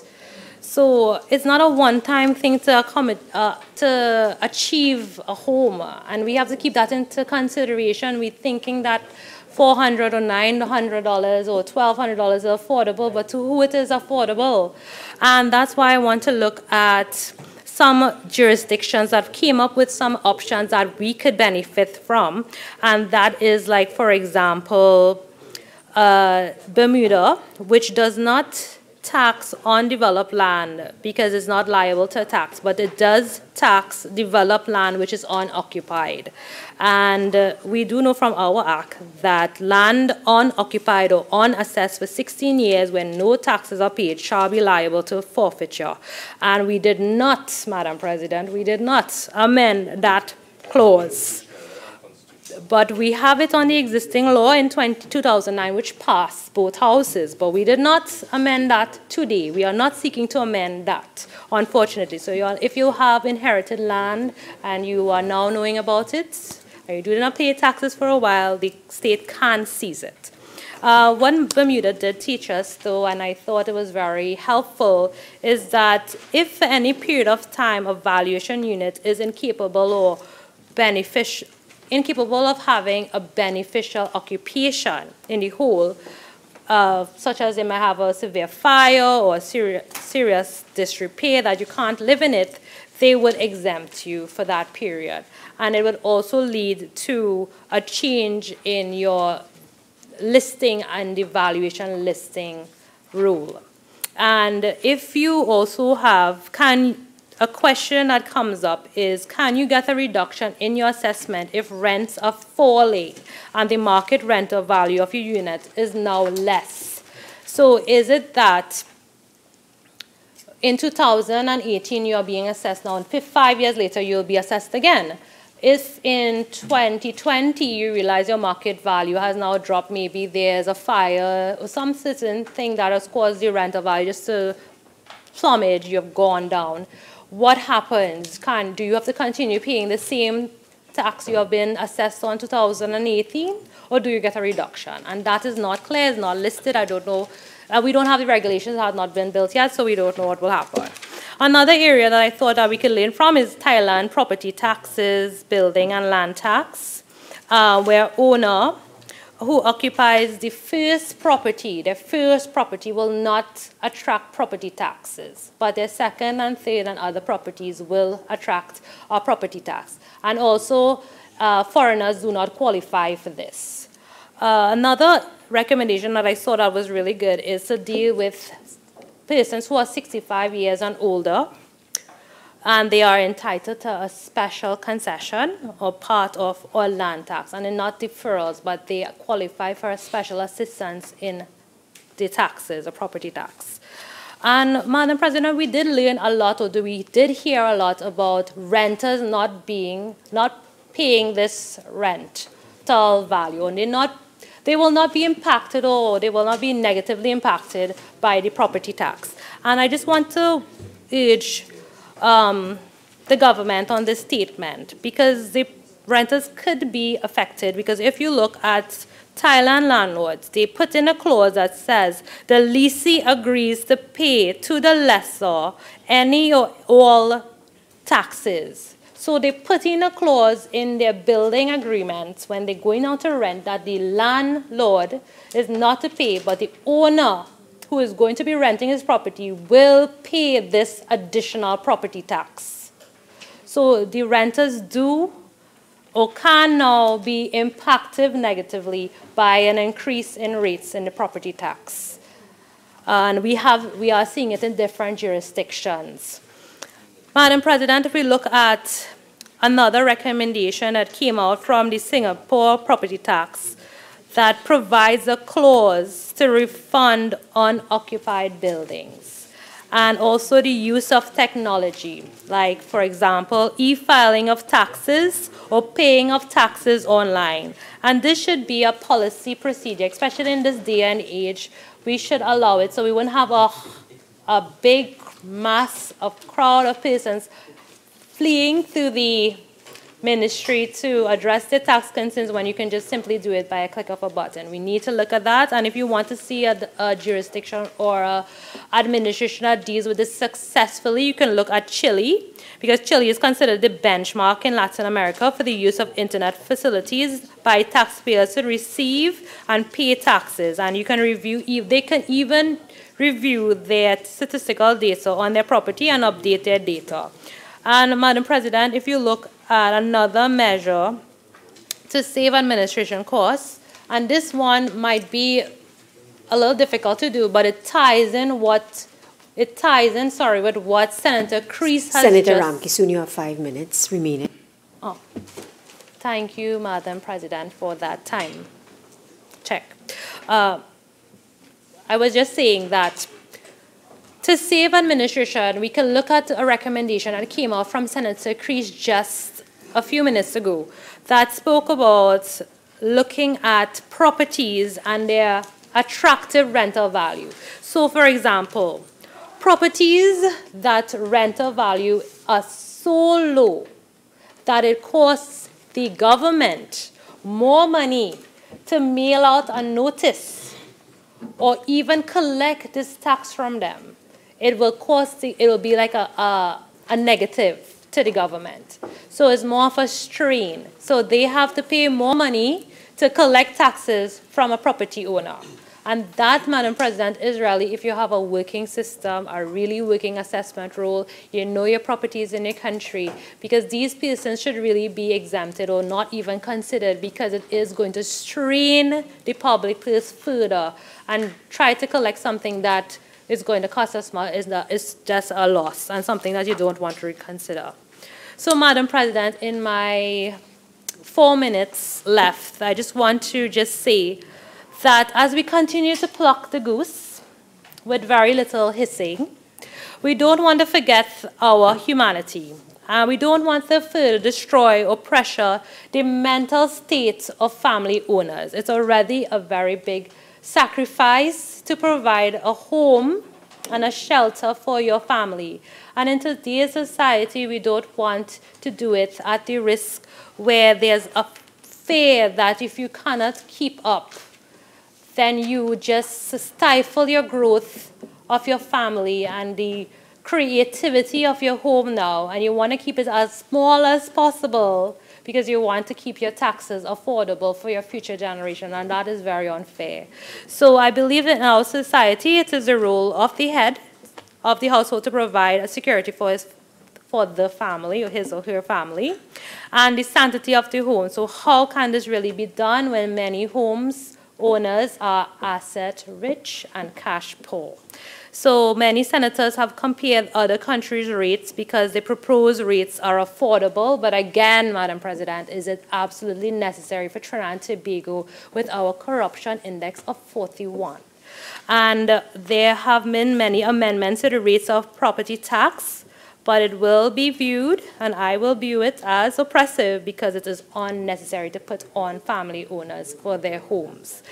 And Madam President, we do see many times in the news and published in the media where we would see members of the public calling out for the state to help them. I remember looking just recently of this man. He has a hole in his floorboard. He has a leaking roof. He has no running water, no electricity. And a reporter came up to him, and he's pleading with the state to help him. There's no doors, nothing. But this wooden structure is his castle. And he's pleading with the state. We would think, oh, why doesn't he move to a home? He's probably over 70. He could barely walk. So, Madam President, I do thank you, and I want to just share my plea with the administration to please reconsider this enforcement of the 2009 tax rates, because it is really unnecessary for the people of Trinidad and Tobago. I thank you. Honourable Senators, at this stage we are going to revert to item 8 on the order paper. Senator Mark. Thank you, Madam President. To the Honourable Minister of Energy and Energy Industries, given that the Minister has accepted responsibility for providing inaccurate data to Standards and Poor's, which has resulted in Trinidad and Tobago receiving a negative rating, can the Minister indicate what urgent measures are being undertaken to rectify same? Minister of Energy and Energy Industries, you have 2 minutes. Thank you very much, Madam President. Madam President, just for accuracy, Trinidad rating was not negative. The rating remained the same. The outlook is what was changed from stable to negative. There's a fundamental difference with regards to that. Having said that, the Minister of Energy is on record and has accepted responsibility for inaccurate gas forecast data provided by the Ministry to Standard & Poor's, the rating agency. The forecast that was inadvertently provided was an outdated one that was not revised to include new positive trends in gas production. For example, January 2018 gas production was 3.9 billion cubic feet per day, the highest it has been in over 3.5 years. Juniper is now producing at full capacity, which is 450 million cubic feet per day. And there is Shell's starfish and dolphin redevelopment, which will come on stream later this year. BP Angeline first production is expected in Q4, which is Q4 2019. To rectify the situation, I have instructed by memo to the Ministry staff that no data is to be shared or given to rating agencies or multilateral agency without the prior approval of the Permanent Secretary and the Minister of Energy. And henceforth, all such information must officially be routed through the Minister and the Ministry of Finance. Senator Ma. Madam President, can the Minister indicate whether it has been a practice since he arrived in that ministry to allow ordinary public officers to deal directly with these agencies like Standards and Poor's as well as the IMF, rather than coming through the Permanent Secretary and the Honourable Minister of Energy? Has that been a practice that you met and has continued and now you have stopped? Could you clarify? Minister.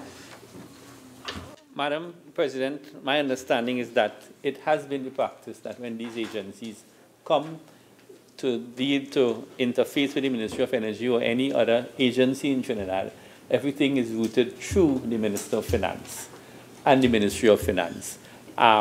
What happened on this occasion, there was a lapse in the protocol, and as the Minister with responsibility for the Ministry, I take full responsibility for it. And as I outlined to you now, I have instructed the staff out of an abundance of clarity by written memo that this procedure will now be in place, which means that Ministry staff cannot and should not be providing data to rating agencies and multilateral agencies without the prior approval of the line minister, and the information has to be routed through its official channel, which is the Ministry of Finance.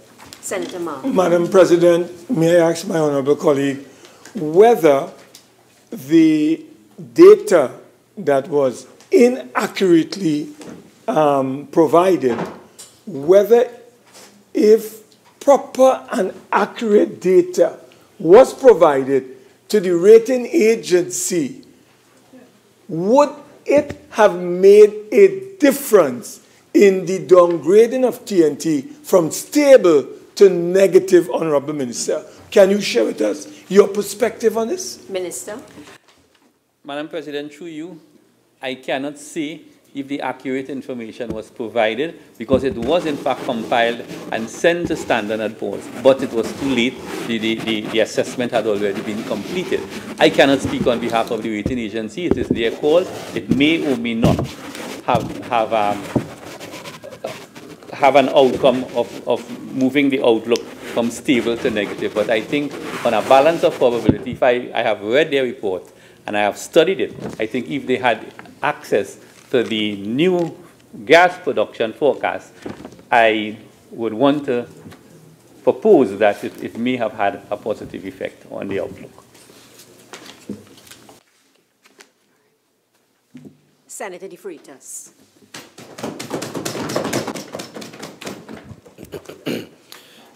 Thank you, Madam President.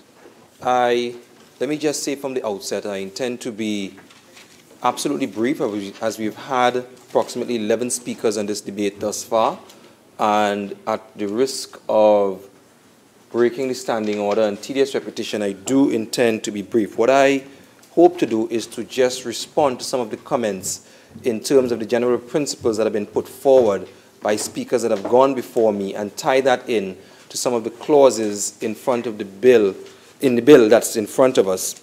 So, Madam President, once again, I thank you for the opportunity to make a brief contribution to the bill before this House, which is an act to amend the Property Tax Act, Chapter 7604, by stating my observations in this debate. Madam President, if I am to go by what members opposite are saying in their contributions, I would say that the main point of contention in this bill between the both sides is one where there's a difference in opinion as to the following questions. Is there a need for this tax? And we would have just heard from the speaker previous to me, her opinion, Senator Ramkisoon, that there's not a need for this tax at this point in time. And the second question is, what would be the effect of this tax on the people? And I think that is the underlying thread that has gone forward in this debate thus far, where members opposite would have stated their opinion and members on this side sitting would have stated their opinion. But, Madam President, if you take note of the comments of those that oppose now, over the last 8 years, you would hear contradictory answers to those very questions. Madam President, in 2010, to their success, members opposite would have campaigned on axe tax and squander mania. But once in office, axe tax became waive the tax, and squander mania became their modus operandi and government policy. You see, axe tax was nothing more and could be nothing more than campaign rhetoric designed to create fear and panic in the population. We have heard these comments once again in this debate. We have heard members opposite use words such as archaic, backward, oppressive. If you don't settle it here, we will settle it elsewhere. Again, Madam President, words designed to create fear and panic in the population, but more importantly, to fool the people of this country. Members opposite are fully aware that it would be completely and utterly irresponsible of any government to continue to allow taxes from the non-energy sector to go uncollected ad infinitum. Madam President, in times of economic abundance, when our expenditure is being met from other sources of income, it is understandable that revenue generated from non-energy taxes would not be monitored as closely as it should, and inefficiencies in the collection of same may be left to continue over an extended period of time. This would have occurred across governments and across regimes. Why? Because when there's a robust cash flow in one area, the not so robust cash flow in the other does not affect greatly the ability to meet expenditure, and therefore it doesn't stand out as a problem. If I am to break it down even further, think of it from a very simplistic view. You have a bucket, you have water. You have two sources of water coming in. One is gushing and the other is trickling. As the one is gushing is filling the bucket of water, you are not studying the effect of what is happening with the one that's trickling. But the day that the one is gushing starts to trickle, you then start to realize the effect of the other source of water on that, in the filling of the bucket, because it has been trickling all the time. However, Madam President, as I said, in relation to the economy of Trinidad and Tobago, when our main cash flow that was once enjoyed began to trickle in times of economic hardship, the cash flow from other sources, in this case, the non-energy sector, which we could have afforded to ignore all the time, in the past especially, became somewhat of our Achilles heel now. Madam President, the smart thing to do, the responsible thing to do, would be in times of economic abundance to ensure that cash flow from the non-energy sources are operating efficiently and are maximized through a modern tax collection system. This is why, Madam President, in 2009, in a time of abundance, the property tax bill was passed and assented to with the intention of modernizing and maximizing the tax system and, by extension, the cash flow from the non-energy sector. That is why I said it was responsible at that point in time to realize that there was leakage in the tax system and therefore it needed to be modernized and made more efficient so that when a time comes, when the main source of revenue started to trickle, we would have another source to fall back on. Madam President, this is why I said that the Axe the Tax campaign was irresponsible. This is why I'm certain the Axe the Tax campaign became Waive the Tax once members opposite took up governance. Madam President, all I have said above must have become clear at the time, and it did. I draw your attention to the budget presentation of the then Minister of Finance, the Honorable Larry Hawaii, on the Hansard record dated 2013-0909.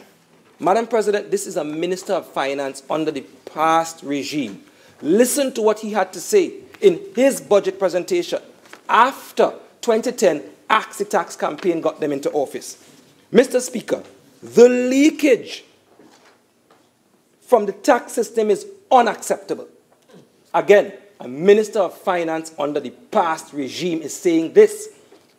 I intend to address this immediately by revisiting the relevant sections of the Corporate Tax Act and by strengthening the capabilities of the Board of Inland Revenue in particular in the area of enforcement and compliance in business and individual taxpayers' assessments. A land and building tax regime is a key pillar in all modern tax systems. So the land and building tax regime, which was stated in 2009, was outdated by a PNM Minister of Finance. So they came to then turn and say it needed to be modernized. But they ran an Axe the Tax campaign all the same, trying to fool the people of Trinidad and Tobago. He went on to say recurrent land and building taxes meet all the conditions of a good and fair tax. Does that sound like what they are saying here today? No, it does not. And therefore it is contradictory. So, Madam President, as I move forward, based on what the Minister of Finance in 2013 under that regime said, let us listen to what the public had to say. Let us listen to what the business sector had to say in terms of the good and fair property tax that the last regime wanted to implement after the Minister of Finance of a PLM administration in 2009 indicated that it needed to be modernized. Madam President, I draw your attention to a newspaper article in The Guardian aptly titled, Does Government Collect Enough Taxes? Dated September 7, 2013. And this is the business community saying this. The Chamber is also pleased to see that a taxation regime on property is expected to come into effect within a year's time, as we believe that government is losing substantial revenue through non-collection of this necessary tax, Senator Ramkisoon. That was said by the Chamber of Commerce, the business community, to a budget presentation by the Minister of Finance under a previous regime. So therefore, the business community in the public domain in 2013 understood that the tax and the modernizing of the system was necessary. They went on to say the waiver on lands and building tax cannot continue ad infinitum. Remember that word? Ad infinitum. And so we welcome the introduction of a modern and equitable property tax regime. Those words were first uttered by a PNM Minister of Finance in 2009. Madam President, I say it again. The tax was designed to fool the people of this country, and at that time it worked. Let's be honest, it did work, but it will not work again. We have heard today the sentiments and utterances of those opposite with uniformity. I can predict what will come from the rest of this bench. Maybe that will shorten the debate. 6 times they will try to convince us that this measure is not needed. 6 times they will try to create fear by saying it will cause hardship. And Madam President, 6 times they will be wrong. Fool me once, shame on you. Fool me twice, shame on me. And I can tell you, we will not be fooled again as a nation. Madam President, so the answer to the first question I outlined, and the answer to Senator Ramkissoon in her contribution is yes, this tax is needed. In 2009, it was predictive and preventative under another PNM administration. In 2013, it was reactive under a people's partnership. And in 2018, it has become urgent and necessary. Madam President, I move on to the second question that I outlined, which was what would be the effects on the tax on the people. And despite what members opposite would have you believe, the idea of hardship being created is furthest from the truth. This was addressed adequately in the original bill, where it indicated that it was put into the bill that anyone who could not pay would not have to pay based on hardship. We went on in this bill before us to further ensure that there's no leakage of revenues by amending Clause 12, which is Section 23 of the original bill, to indicate that every 2 years we would have a reassessment so we don't have leakages in the system. That is why I can say, Madam President, no one in this country who is unable to pay as a result of hardship would be forced to pay. That was in the original bill. It is also in the amendment. What is being sought to do here is that we want to make sure you collect this revenue. And I indicated earlier in my contribution why that is necessary, why it has become necessary at this time. And I don't understand what is being said with the underlying tone here to say that there will be hardship created. There is no scenario where somebody who cannot pay based on hardship will have to pay. So you could talk about asset rich and cash poor. If you're cash poor, you don't pay because you are under hardship. That is what the deferral is. But Madam President, let me just refer to, again, the contribution of the Honorable Minister Larry Hawaii and what was their intention in relation to Clause 12.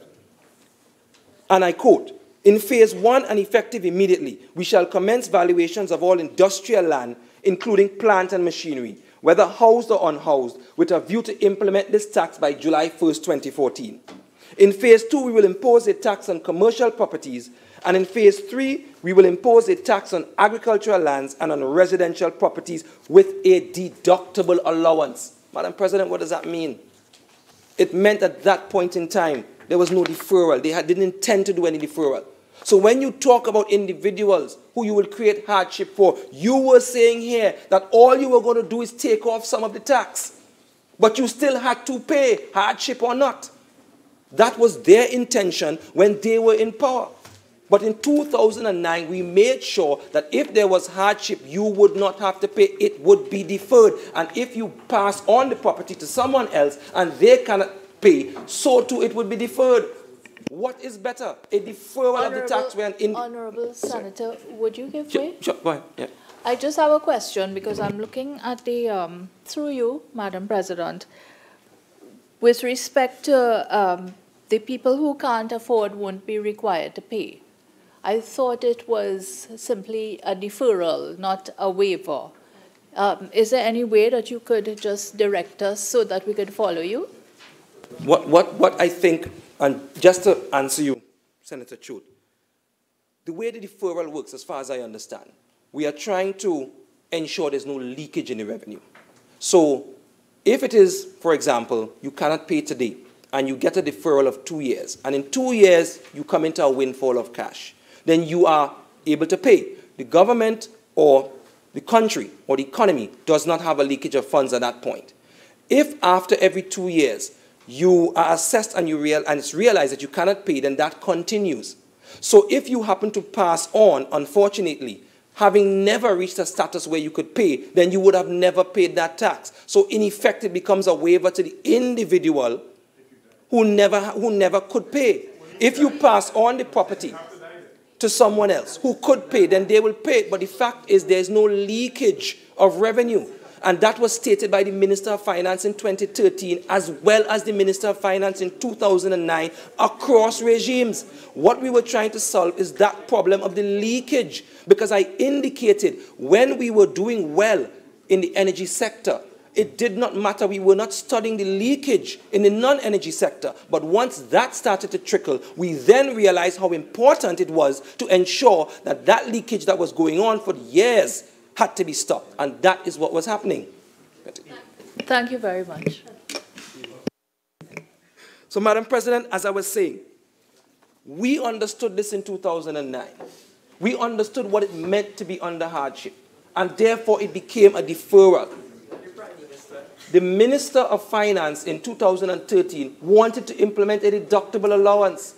If it is you are under hardship, and I'm hearing that undertone in this debate thus far, that this would be so hard for individuals that they cannot even have any sort of increase whatsoever, but yet in 2013, all you were willing to do at that point in time was to cut off some off the top, and they would have still had to pay, hardship or not. So, Madam President, I just say that to say that we understood what was going on, and therefore we move forward to ensure that those who could not pay did not have to do so, because that was a better arrangement. Madam President, I also want to move forward to Clause 6, just to indicate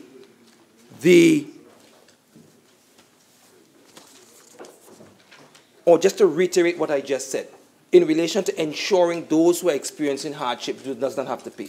And Clause 6 goes on to say, or amends, Section 16D of the Property Tax Act, Chapter 7604, which provides exemptions for property tax for charities exempted from corporation tax under Section 61G.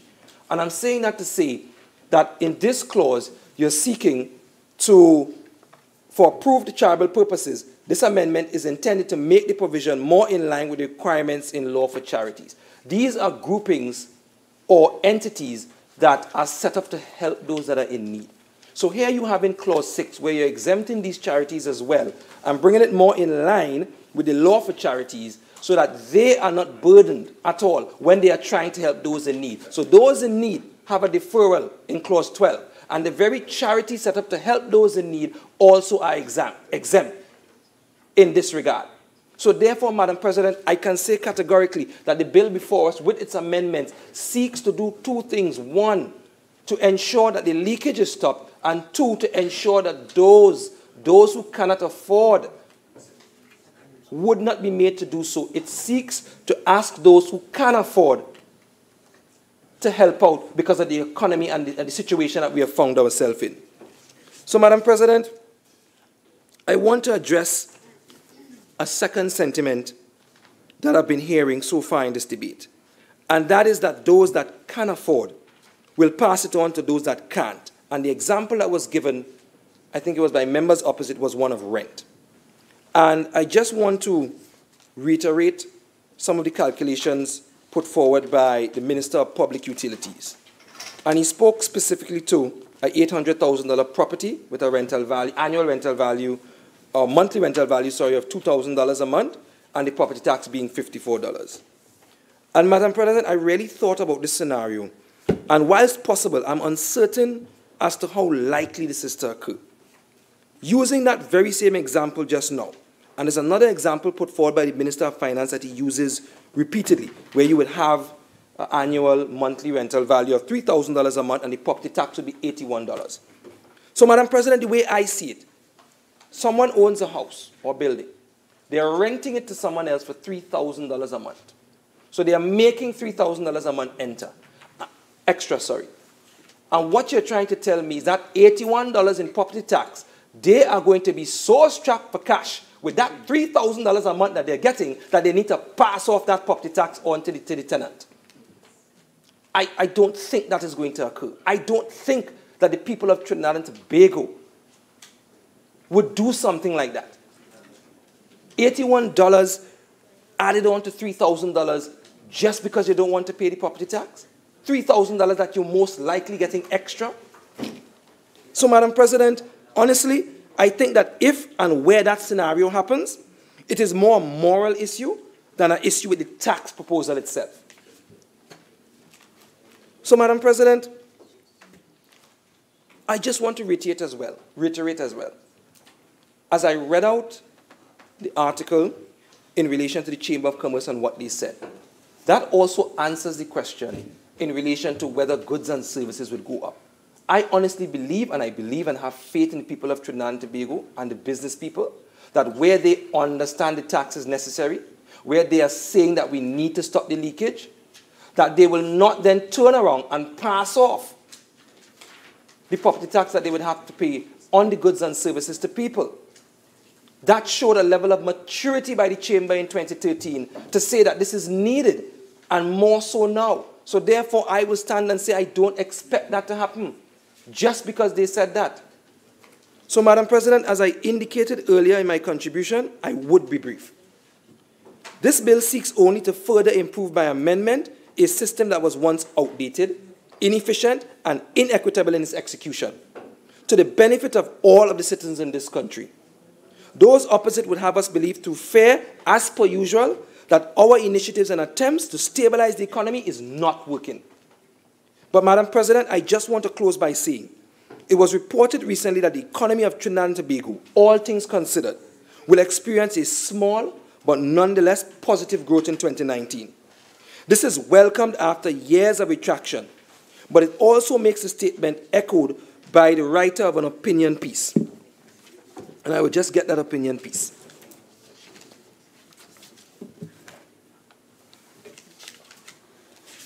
And, Madam President, what the writer said was that the news that the economy is showing signs of growth also indicates that some of the most stringent measures introduced, although in some cases painful to endure, are having the desired effect. Madam President, I couldn't agree more. I end by saying, on this road to recovery, there is a light at the end of the tunnel. We will press on, and we will succeed. I thank you. Honourable Senators, before I call on the next speaker, I should have, before calling on Senator De Freitas, indicated that we had reverted to the public business, item 15 on the order paper. Senator Hussain. Thank you very much, Madam President, for recognizing me to contribute to this very important debate on an act to amend the Property Tax Act, Chapter 7604. And, Madam President, I sat here and I listened very attentively to my colleague, Senator De Freitas, during his contribution. And while sitting here, I reflected on one of my favorite songs. It's a song by David Rudder, and it's entitled A Madman's Rant, Madam President. And, Madam President, there are certain points that Senator De Freitas raised in his contribution. And one Senator Hussain, may I just be careful, okay? It might be something that is, contemporary that you're quoting, but just be mindful of where you are and what the words, what kind of sentiments the words can invoke. Thank you very much for your guidance, Madam President, and I always look forward to your guidance, being a very young senator. And I will know which songs that I can quote and which one I shouldn't quote from now. But, Madam President, he raised an issue, and he would have quoted extensively from Hansard records from 2014, I believe, 13, where the former Minister of Finance, Larry Hawaii, would have made certain statements in Parliament during a budget presentation. And Senator De Freitas was right when he quoted that the Honorable Minister of Finance at that time indicated that the land and building tax, not the property tax, was what the UNC was actually going to reform, Madam President. So I would like Senator De Freitas and his colleagues to come afterwards to understand the difference between the two. The land and building tax is a separate and apart regime from the property tax. The land and building tax, they don't understand. The words are even different, Madam President. And, Madam President, Senator De Freitas raised another point regarding hardship. and the hardship that the citizens would face. And he said that with this property tax, there will be no hardship. I would like to disagree, because $500, if somebody has to pay $500 at the end of the month, that is a lot of money. The Prime Minister now, Dr. Keith Rowley, indicated that $100 is plenty money. So, Madam President, when persons who live in high-rise towers, for example, One Woodrow Place, or any other of those very lavish apartments, Victoria Keys and whatever, Madam President, they would not have a problem paying this tax, because they don't understand what hardship is. It is the common man, Madam President, the man, the daily paid worker, the URP worker, the CPEP worker, Madam President, is who this tax is going to be onerous and is going to be form hardship on, Madam President. But this government does not understand the poor man, because we on this side, Madam President, understand the plight of the 99% of this country, not the 1%, Madam President. And this tax will affect every single sector of our society. It would affect residential homes, be it pensioners, the sick, the ailing, Madam President. It will affect single mothers who are trying to make ends meet.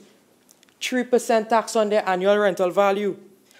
It will affect tenants, businesses, industries, and agriculture.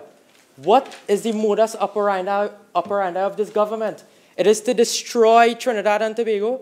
Is it to destroy the fabric of this country?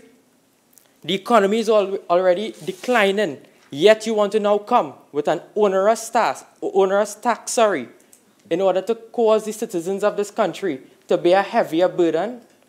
When the government and the Prime Minister says, let us even the burden, it means that you are also part of that. You should also contribute to fixing the economy, not taking and stealing from the taxpayers' pockets. Madam President, this property tax is unfair. It is disproportionate, it is regressive, and it should be immediately withdrawn. But last week, while we were in this very honorable house, the Senator Avinash Singh, Minister in the Ministry of Agriculture, Parliamentary Secretary, he indicated that the UNC would have passed several pieces of legislation, 85 of them, in fact, which I'm very proud of, and none of them dealt with land. But I believe the minister, the senator, he did not have his records right. Because when the UNC government got into power, one of the first bills that they actually passed was the Land Tenants Security of Tenure Amendment Bill, Madam President.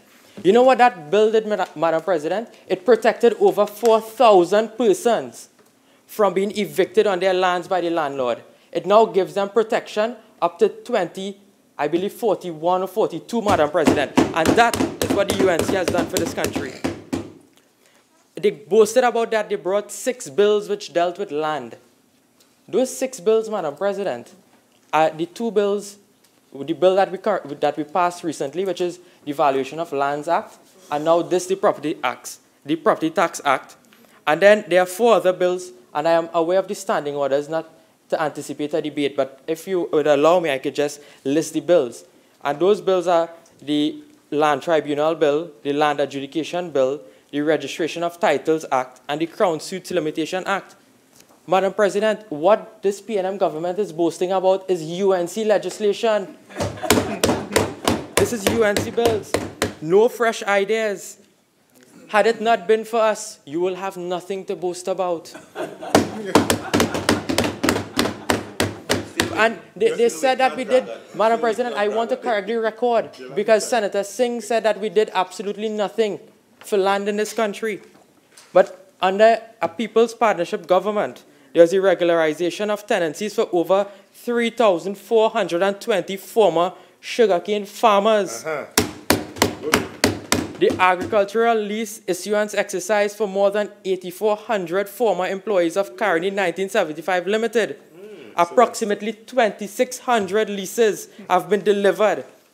The Land for the Landless program, Madam President. There were 10 sites, including Felicity, Glenroy, Princestown, Bukaru, and Freeport. And I want to make a compare and contrast here, because 2 years into government, the People's Partnership handed out over 1,200 certificates of comfort. 1,200.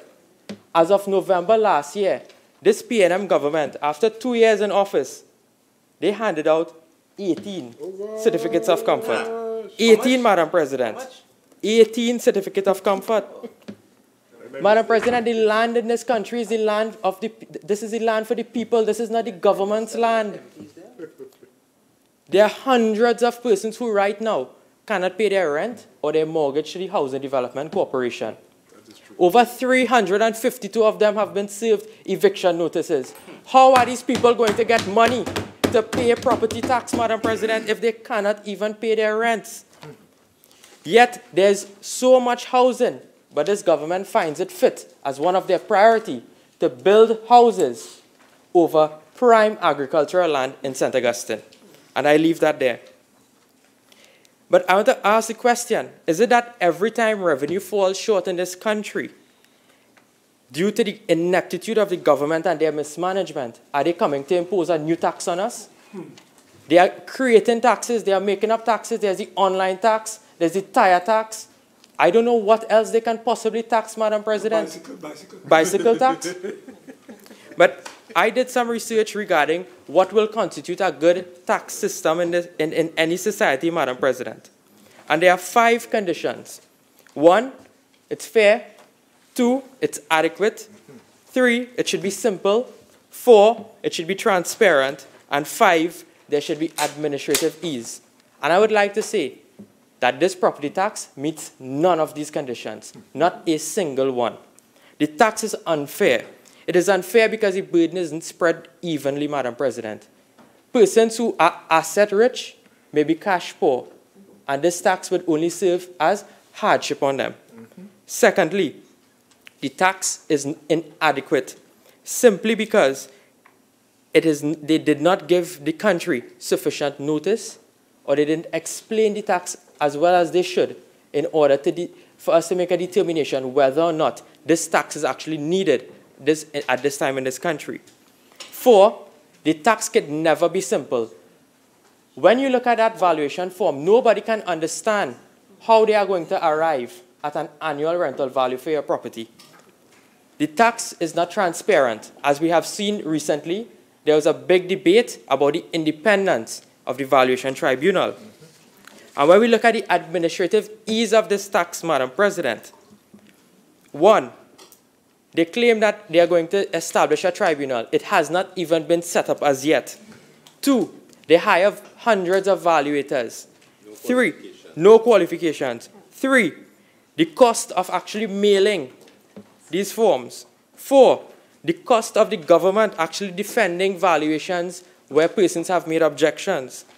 So is it, Madam President, that this imposition of the property tax is going to be candle costing more than the funeral? But this brings me to a very important point, because we must understand that this tax is unfair simply because it has a retrospective effect. It's retroactive in nature. When we look at clause 23 of the bill, as laid, it said, notwithstanding any written law to the contrary, the payment of any tax under this act shall be waived for the period 1st January 2010 to September 2018. Madam President, it was in the committee stage at the House of Representatives on the 2nd of March 2018 at around 6 p.m. The Minister of Finance moved an amendment to the bill before us. And he said, Madam Chair, we would like to change 2018 to 2016. The effect of that would be that the tax would be collected for the year 2016 when it becomes due and payable for 2017 onwards. No consultation. You come on a Friday evening after 6 to tell this country that you have changed your mind, that you now want to impose this tax from 2016 instead of 2018. Madam President, how could that be? But then there's an article from Loop TT by Dalisa Goralal, created on the 4th of October 2017, and it is entitled Government Considers Waiving Property Tax for 2016-2017. And this is where the minister in the Ministry of Finance had something else to say. Because I quote from the article, Madam President. It says, while government is moving ahead with its plans to implement property tax come 2018, consideration is being given against imposing the tax for the years 2016 and 2017. Speaking at the American Chamber of Commerce Trinidad and Tobago post-budget forum on Tuesday, Minister in the Ministry of Finance, Alison West, said valuations were not completed for those years, so there would be no assessment on which to base a tax to be collected. The minister said that government was still moving ahead with the implementation of the property tax, even in the face of the introduction of the new tax being the subject of a court matter. So we are moving ahead, subject to the limitations of the court matter in progress to get evaluations done. We are hoping to get it done in 2018. Once we do, the tax will certainly become effective then. She stressed that it was not government's intention to tax the years 2016 and 2017, as no evaluations have been done for this period. The intention is not to make the tax retroactive to 2015 because the assessments were not done. Madam President, how can this be? The Minister of Finance, he came to the Parliament and says, I am going to revert the tax to 2016. And then the Minister in the Ministry of Finance is telling the American Chamber that the government has no intention of applying this tax retroactively. What is the policy of this government? Confused. Is the government making policy for this country on the floor of the Parliament without any discussions, any consultations? This could never be, Madam President. VUPS, VAPS, and VIKI-VI. Madam President, now when we look at this, myself, yourself, and every citizen of this country who own land will now be paying tax for 2016, 2017, and then you'll have to find money to pay for 2018, Madam President. So we are burdening persons in this country with paying those taxes for 2 years. But I want to ask, as the Minister in the Ministry of Finance is here, how are we going to assess how much tax I pay for 2016 or how much I pay for 2017? Because let's take, for example, I bought a piece of land in 2016, but I had no house on it. But then come 2018, I completed my house. I will be filling out a VRF form based on the house that is standing on the building. Now you are going to retroactively charge me taxes on that building and house, 2016 and 2017? Madam President, I think I'll have to go to the Valuation Tribunal, because that cannot be. You cannot charge me property tax based on what is existent today, and that was not in existence 2 years ago. That simply cannot be. How are we going to use rates of depreciation and rates of appreciation for property? Because property value fluctuates every year, every 6 months. If you're going to register a deed in the registry in this country, you must provide an up-to-date valuation at least within 6 months, Madam President. So this tax clearly has not been thought out. The government is just trying to get some fast money in order to, I don't know what, do what, Madam President, because oil prices on the rise. But not a mention of this retroactive tax. I checked the Hansard was made in the House of Representatives. It was not made in the Senate. I did not see any press release go out with any retroactive tax. So who did they really consult with in order to apply this tax retroactively? How do they know how much money that they are going to generate for the past 2 years with this retroactive application of the property tax? This change was a very surreptitious, clandestine change, Madam President, and it cannot be allowed because this is against the principles of good governance, and it is against the principles of the rule of law and due process. It is wrong for any government to do this because, Madam President, especially when you deal with land, and anyone who's an attorney would know that there are encumbrances that come with land. And there's a level of certainty that you require whenever you deal with transactions relating to land, Madam President. And when you apply this tax retroactively now, it would mean that you remove that level of certainty, because at that stage when you purchase a piece of property now, how would you know whether or not the tax was cleared or not? How would I know if the tax, for example, when Senator De Freitas was making the point of the deferral, how would I know whether or not the tax was deferred for that 2 years, 3 years? How would I know then the person became liable to pay those deferred taxes? All of those things run as encumbrances on the land, Madam President. And there's no certainty when dealing with this property tax and encumbrances attaching to the land. So I want to ask the Minister to please rethink that, delete that amendment. And if you want to impose this property tax on the country, don't do it retroactively. Why are you doing that? But we must also look, and I started the point with respect to the deferrals. And this is found in Section 23 of the Act, of the Parent Act. And there are various grounds in which the property tax may actually be deferred, Madam President. And some are impoverished conditions, age, health, or other circumstances. But then an amendment was made to Section 23 by Clause 12 of the bill. And it included the words that the relief granted under this section shall be valid for 2 years and may be renewed if the condition of the applicant remains unchanged. And Senator De Freitas had a lot to say about that will prevent leakage within the system. But, Madam President, if these persons have no money to pay, how could that be leakage?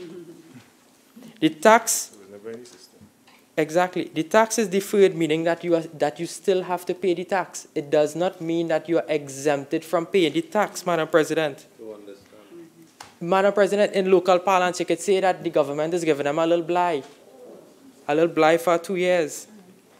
And when we look at who is the body responsible for actually administering this deferral, it is the Board of Inland Revenue and not the Minister.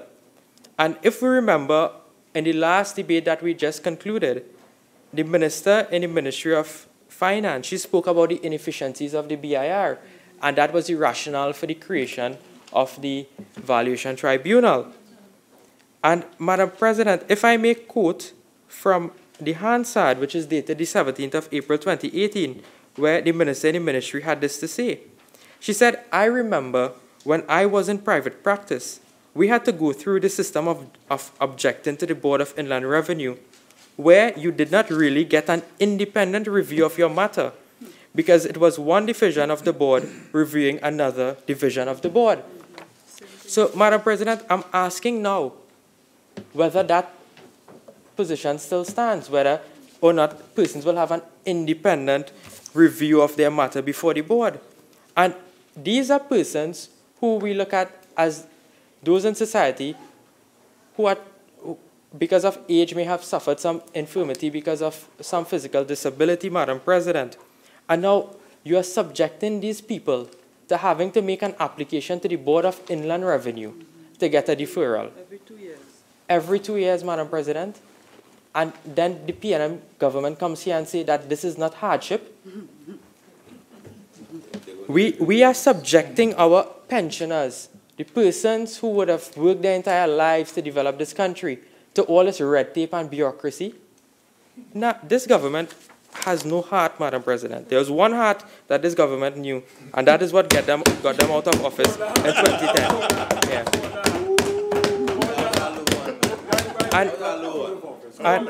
And Madam President, there's no education campaign with regards to this deferral of this tax.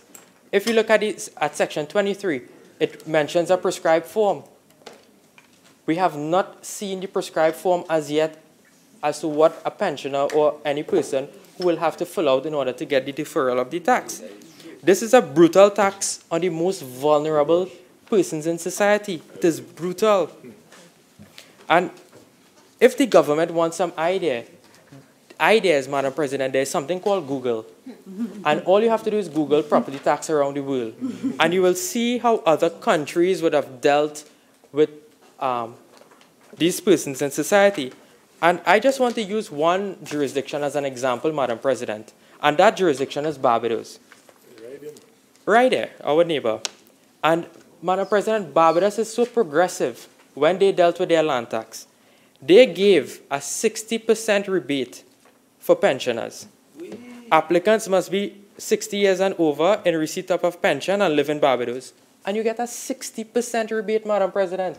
No red tape, no bureaucracy. No PNM. Madam President, agricultural rebate for agriculture practitioners, a 50% rebate may be accessed. The applicant must be registered with the Ministry of Food, Fisheries and Water Resource and use the land for agricultural purpose. That is all. A villa rebate, Madam President, of 25%. And you know why? Because Barbados knows what tourism is, Madam President. This country does not, this PNM government, I should say, does not understand tourism. Barbados give incentives so that their industry can actually flourish. But the only person, and Senator Ramdeen is right, who's getting exemption from property tax will be Sandals. Because across the region, Sandals has an exemption with property tax. And there's one other industry, Madam President. There's a yachting industry. They get exemptions from taxes in this country.